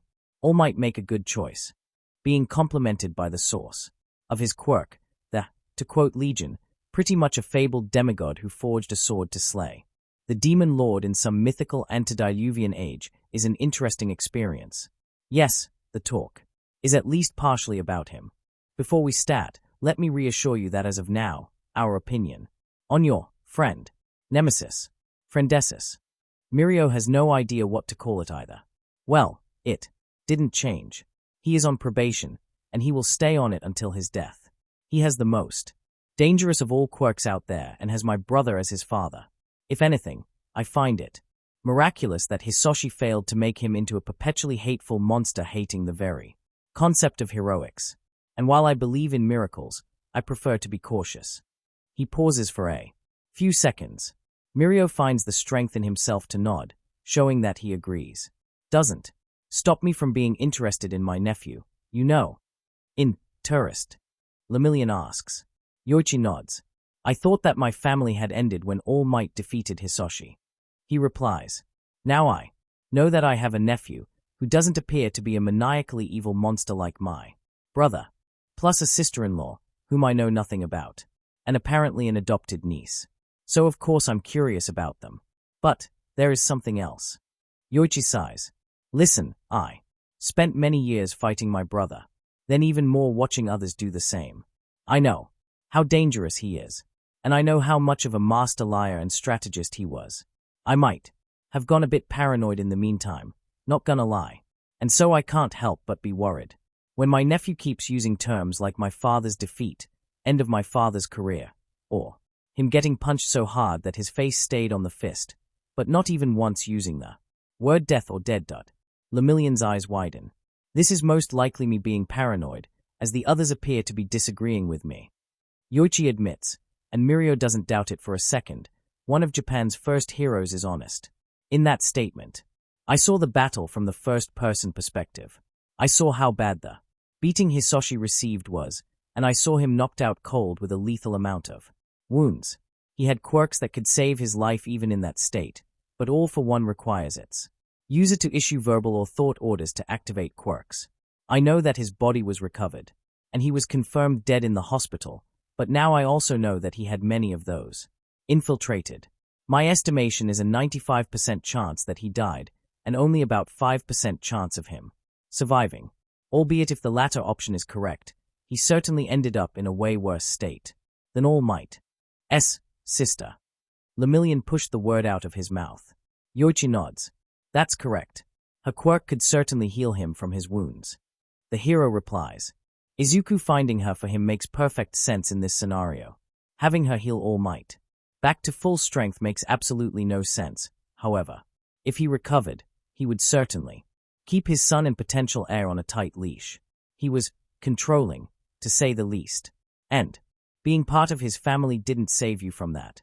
Consider this a favor for me, an attempt to learn more about Legion's family. Inspect his wording, look for discrepancies. Investigate the hospital that All for One was sent to after the battle. I'm almost certainly wrong on this, But with Japan being in the state that it is currently, we cannot risk even the faintest chance that my brother is alive. He leans forward towards Lemillion. Do this for me, all right. Asterisk, asterisk, asterisk. Tin Can, I am not sure if I'm comfortable with this idea of yours. Small Might, oh please, lots of non-villains use the network. Small Might, and it's almost perfectly untraceable. Small Might, 99% sure I run into Eraserhead on some public forum once. Small Might, someone mentioned planning a robbery, and then someone with a nickname of Nap Needed came around and called their plans illogical. Small Might, they agreed to a meeting for him to straighten out their plan and prove them. They are actually wrong with it. Small Might, never heard from them again, so I guess it was a logical ruse. Tin Can, I see. Tin Can, that truly does sound like Eraserhead. Tin Can, also. Tin Can, your Uncle Yoichi is pretty chill guy. Small Might, what? Tin Can, got to meet him tonight. Small Might, oh. Tin Can, Nana is still indisposed. Small Might, well, shit. Tin Can, we'll see how things go. Tin Can, your uncle seems crazily curious about you and your family. Small Might, understandable I guess. Small Might, check this out. Tin Can, oh my god. Tin Can, is that all for one? Tin Can, wearing an All Might apron. Tin Can, and looking like he wants to murder someone, but that I can understand. Tin Can, I urgently need context for this. Small Might, Bakugu burned me at school while Mom was on a trip for a few days. I was 7 years old, I think. Small Might, so I returned home and there, bam, my father notices it and goes batshit angry. Small Might, school has no idea how close it came to getting annihilated. He actually started looking for appropriate villains to destroy it for him. Small Might would have done that in time, but he was looking for villains that could make people die really painfully. Small Might, and told me that I'm never again going to a school. Small Might, he was a bit of a control freak at times. Yoichi can probably attest to that. Small Might, then Mom comes back, hears what happened and goes ballistic on him over his controlling tendencies and trying to murder people for me without, me wanting to. I was 7 years old FFS, I barely realized what death is back then. Small Might, Dad ended up having to wear an All Might apron for a week as a punishment. Small Might, Mom started to use it as a type of a dunce hat / timeout corner after that. Tin Can. Somewhere in a hero's head, an ancient white-haired hero stares at the conversation with shock on his face, while a black whip user falls from his chair in laughter. Small Might, also not sure how much of a crime that is. Small Might, probably unnoticeable next to others I think. Small Might, but he cheated at Monopoly real hard. Tin Can. Tin Can, you were playing Monopoly. Small Might, yes. Small Might, tried once, but we don't speak of this incident again. Kurogiri broke a wine bottle accidentally last time it was brought up. He was playing with us that time and has some bad memories. Small Might, also Dad stopped cheating at Monopoly when Mom got angry and stole his every building, plus phone, home keys and wallet, but that might have been due to old habits kicking in like 2 seconds while he looked away from the board. Small Might, then she listed the ones he shouldn't have without cheating, gave back the remaining ones and had him wear the apron for 1 day per unlawfully owned property. Small Might, actually now that I think about it, that picture might be from after the Monopoly incident. Tin Can, your mom has to be a fascinating woman. Small Might, I know. Small Might, Mr. Compress is practically salivating over her and it pisses me off. Small Might, Small Might, letting them meet was a mistake and I should probably confiscate those friendship bracelets. Crying face. Small Might, I'd be okay with Kurogiri but not Mr. Clown Lord Izuku Midoriya is a reasonably paranoid teenager. If Mirio talked with Yoichi Shigaraki, he is going to sneak in a few more suggestions that his father is truly dead, just in case. Besides, if something happened to his dad, he would be okay with Kurogiri becoming his new father. At least after a while. Tin Can, yeah, I can imagine that this can be awkward. Small Might, he has her poster in his bedroom. Small Might, and says that it's because he is a connoisseur of fine arts. Small Might, Tin Can, ouch man XD. Tin Can, this really sucks. Tin Can, I'm 99% sure that All Might has one too, but he isn't admitting. Small Might, why are you making this even more awkward? Small Might, Small Might, she is a bit chubby, lost some weight recently and is exercising properly. Though, she wields a newspaper like a sword, can kill you in 100 gruesome ways with her well-honed class TWO quirk. She used to jump between rooftops of buildings. Small might. Oh, and once chokeholded my dad into unconsciousness because he was actually trying to go murder Bakugo Katsuki. Tintin can. She what? Small might. But now she is mostly busy crying when she sees me on the TV, because she is proud and worried. Plus cries or faints from relief when she sees that I did something big, but escaped without being captured. Small might. Turns out that if you spend 2 centuries calling out your quirks vocally due to being a drama queen and now someone randomly starts choking you, you can go down like a little bitch without putting up a fight because you are out before you manage to summon some strength quirk with your mind. Tintin can. Oh my god. Tintin can. Greater than 200 years of amassing impossible degree of power to defeat the worst villain ever. Tintin can. And a housewife defeated him first. Small might. Awesome housewife and an awesome MOM. Small might. Be more precise, damn it. Small might. Returning to the subject. Small might. Seriously, why are people seeing her like that? Small might. UGH. Tintin can. You do realize that Yoichi would probably propose to her at this point if he could. He would. And he isn't only one among the dead heroes who would do that. Small might. Well, fuck you too, Mirio. Tintin can. Can I show that image to All Might, please? Small might. Trying to change the subject. Tintin can. Yes. Small might. Awesome. Small might. Go for it. Did he stop vomiting blood when startled? Tintin can. Yeah. Full recovery. Small might. Phew. Tintin can. Give me a second. Asterisk. Tintin, please do not kill me for this, but I have something urgent to show you all. Super punch. Something from your other chat. Tintin. Yes. Something from Legion, which is why I'm sending them here, with Nedzu. Excluded.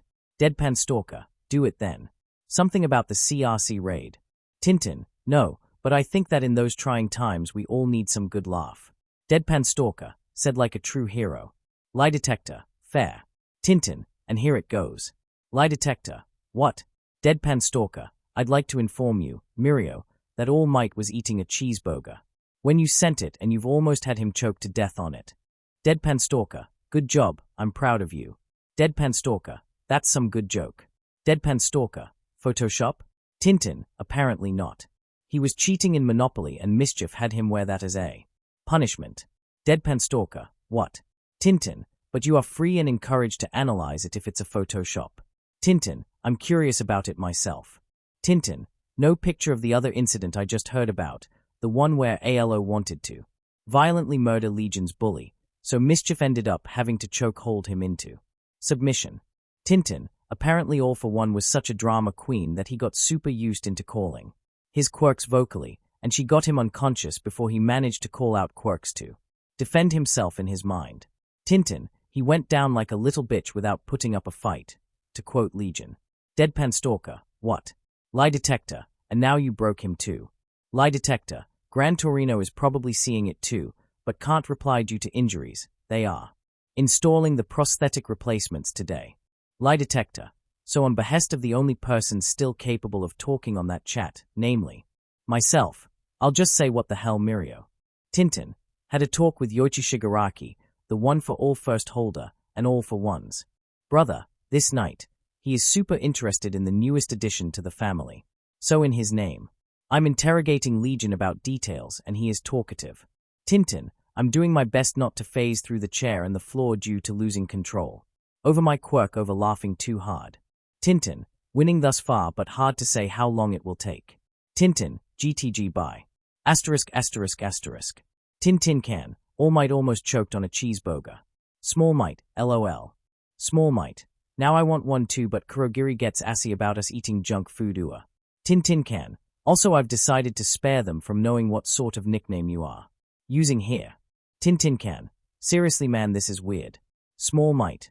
One of my old, when I was 4 to 5 years old, ideas for my future hero name. Small Might. Every single one had might in it. No points for figuring out why. Small Might. I'm too ashamed to mention any other, but I was 4 to 5 years old, so it's probably understandable. Tintin can. Tintin can. Yoichi called you my friend Desus. Small Might. This sounds like some nasty disease, some odd version of scoliosis or SMTH. Small might. Wait, so am I a scoliosis of your moral spine? Tintin can, I hate you. Asterisk asterisk asterisk. Rabbit is surprisingly happy. Surprising is both the degree of his happiness and the fact it actually exists. He is at this point almost certain that Toxicity and Juggernaut are fully honest with him. That they aren't false friends like those that backstabbed Rabbit when they suspected that he was quirkless. After all, they now know, and are still hanging out with him. They don't seem to be preparing some grand moment of humiliation to him, or at least he saw no signs of that. Odd. Rabbit is confused. More than he already was. League members are strange, too. They seem supportive of him. Especially Legion. He keeps complimenting Rabbit for his questions and ideas, and doesn't discourage him from speaking. In most cases he pointed out flaws in Rabbit's logic, but didn't seem angry at him for them. He was just making it so that Rabbit would lower his guard and let him steal his quirk. He knows it. A woo, and how much she changed is probably the strangest thing ever. Or at least that's what Rabbit thinks until Legion suddenly looks at him over a map of Purity's base. Would you like to be adopted? He asks. Rabbit is startled. By some actually nice people. What? Rabbit somehow manages to reply to that. Sorry, that was a strange thing to ask about. Legion says, scratching his temple. Do you remember Mischief? Mischief. Rabbit replies. That nice lady that teaches us how to walk quietly and steal things and brings delicious food. She was certainly a favorite of all of his classmates. Only Kurogiri played in the same league when it came to popularity. She actually said that Rabbit had a talent for staying unseen. He wasn't sure why she said that. Yep. Legion replies with a smile. She happens to be my mom. She has already adopted someone, my younger sister, after something nasty happened to them. And I think she likes you. Rabbit doesn't know what to say. Rabbit doesn't know what to think. He just stands there, in silence. Why is Legion saying this? Is he trying to make him lower his guard? But he has so many friends in this building, no way that Toxicity and Juggernaut could save Rabbit from him, if they would even try to. So why? Why? Jesus, Rabbit, I was just asking. Legion replies. Rabbit must have made his confusion visible. Legion will spot his weakness and attack now. You don't have to agree if you don't want to. Why isn't he doing anything? Why is Legion retreating like that? Rabbit has enough. He has friends now. He isn't going to back down like that. He will stand up for himself at least once. Is this about my quirk? He manages to say, his eyes locked onto Legion's face. What? Legion stops midword and freezes. Oh, wait, did you think that I brought you here because of your quirk? Rabbit nods. He is prepared. He had time to hide some surprises. In his new clothes. He isn't sure how he'll escape the building, but he will. Bomb should open a wall. I didn't know that you have a dormant quirk until I tested you in my office. Kurogiri. Rabbit replies. He probably found out somehow and told you. He isn't backing down. He stepped out, so he is sticking to it. This is highly unlikely considering the fact that he doesn't have an appropriate quirk. Legion replies. He actually suspected that you were quirkless, but still asked me to take you for an internship. He was impressed with your smarts and planning and decided that you'd benefit from this. Was Legion saying the truth? Kurogiri acted nice to Rabbit. Was he really that nice? Rabbit isn't sure. Why would he be like that to him? Did he have anything to gain from it? They really messed you up, didn't they? Legion says, and Rabbit is even more startled. No matter how many times I honestly state that you are smart and resourceful and a great help to me, you still think I'm just trying to have you lower your guard for something nefarious. Right. Rabbit doesn't answer. He is too afraid to answer. So, what exactly is it that you are afraid I'm planning? You're going to steal my quirk. Rabbit mutters. His vocal cords refuse to work as intended. And why do you think I can do that? Legion asks. Something in his face is. But Rabbit isn't sure what it is. Sunset has eclipses quirk. Rabbit decides to be suicidally brave, an act that surprises him more than anyone else. And you said that QEM is yours, so. See, Rabbit. Legion replies with a smile. There are probably a few dozen veteran heroes and police detectives out there that, at this point, know that I have something to do with the QEM creation. All of them know that I was the one to take down Eclipse. No one made the connection. Nedzu probably thinks that it's a possibility, though, and he has one of the strongest intelligence quirks in history. But unlike you, Nedzu knows almost for certain that I'm the legendary quirk thief's son. Rabbit stares at Legion in shock. That legend was real, and was Legion's dad. I didn't bring you here and had you work alongside me because you have a dormant quirk. Legion continues. Kurogiri mentioned you to me because even without a quirk you still have a brilliant mind. And I agreed because he told me what you did with your school and I was extremely impressed. Your quirk, whatever it will be, is just an added bonus that I discovered when I actually tried to give you a quirk to help you with your lack of confidence and assertiveness. Legion was actually planning to give Rabbit a quirk. He thought about this, but he had no idea why Legion would bother doing this for Rabbit. Besides, I made a decision to only steal the quirks of people that managed to really piss me off. Rabbit gets startled by it. Did he qualify for this? He certainly did. He shouldn't have said all those things after all. Thus far, the only people to qualify for it did so by either torturing my adopted sister for more than 2 years or by trying to burn the society down, while graciously ignoring the fact that said burning only makes quirkless be more discriminated against. You really don't make the cut for that, Rabbit. Rabbit is incredibly confused. Is Legion speaking honestly? He never heard about Legion being able to steal quirks in the media. Was it some sort of secret? If so, Nedzu, knowing the truth, made sense. Rabbit heard that he was extremely smart. But nobody else. Really? Was Legion his friend after all? Like Toxicity and Juggernaut? Listen, Rabbit. Legion interrupts his thoughts. Think about what you heard for a while. All right. The offer is still on the table. Mom actually gave you the biggest slices of her food. Because she thinks you need to eat more, so she is already acting motherly around you. Rabbit once again, startled. So it wasn't his imagination. Also, I have an adopted younger sister and grew up with Decay and Vampire, both technically older than me. But I never had a younger brother. So, if you want a family, an actual family, all you need to do is to tell me. All right. And I'm not going to be angry if you say no. Oh, Rabbit wasn't sure how to reply to all of that. I see. I'll think about this. Asterisk. The High Cathedral wasn't just a base of the CRC. It was a fortress, a private property. It was originally the base of the First Metal Liberation Army, which somehow survived the Destro's failed coup. All for One knew about it. When the survivors of the MLA gathered in, well, he was never one to ignore such a buffet of tired and weakened people carrying powerful quirks. It lay abandoned for almost a century. Or, to be exact, not entirely abandoned. Several villain groups moved in over the ages, maintaining the location. Even All for One used it for a while, for one of his many operations, before moving it elsewhere. When asked about the reasons, he said that he doesn't trust places like that if can't find a permanent owner. It was probably a form of a joke coming from a man who massacred 227 people from the group that built it and was directly responsible for the situation. The main part of the base was underground, covered by not only earth but also a dense forest. The CRC expanded it under Purity's orders. They had to hide their main force somewhere. But they wanted to avoid making things appear suspicious. So no imposing bulwarks of concrete, instead a network of smaller outposts on the surface, each of them well stocked in defensive measures. All of them are bigger on the inside, mostly by being deeply dug in.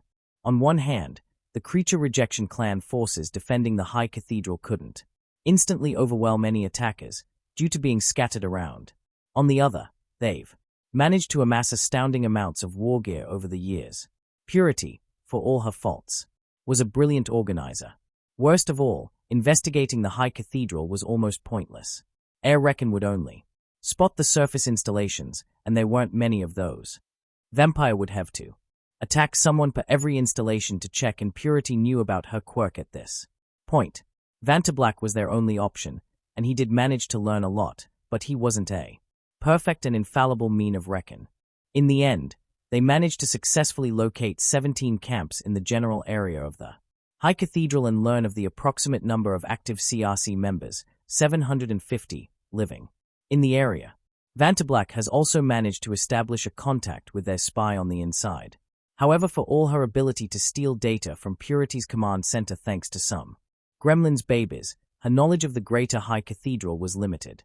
No one had any idea of just how far Purity's paranoia and preparations went, nor about the recent reawakening of her quirk, nor about the fact that Zealot had a younger brother. If Midoriya Izuku knew about those, he would have made vastly different plans. Chapter end notes. Rabbit needs a lot of hugs. Thankfully, he's going to get them. Also, in case you didn't notice, the next chapter is going to include a lot of battleistic scenes, and perhaps a wish or two getting fulfilled. This will be all for today, next part coming soon, so please like and subscribe to get informed as soon as the next part drops.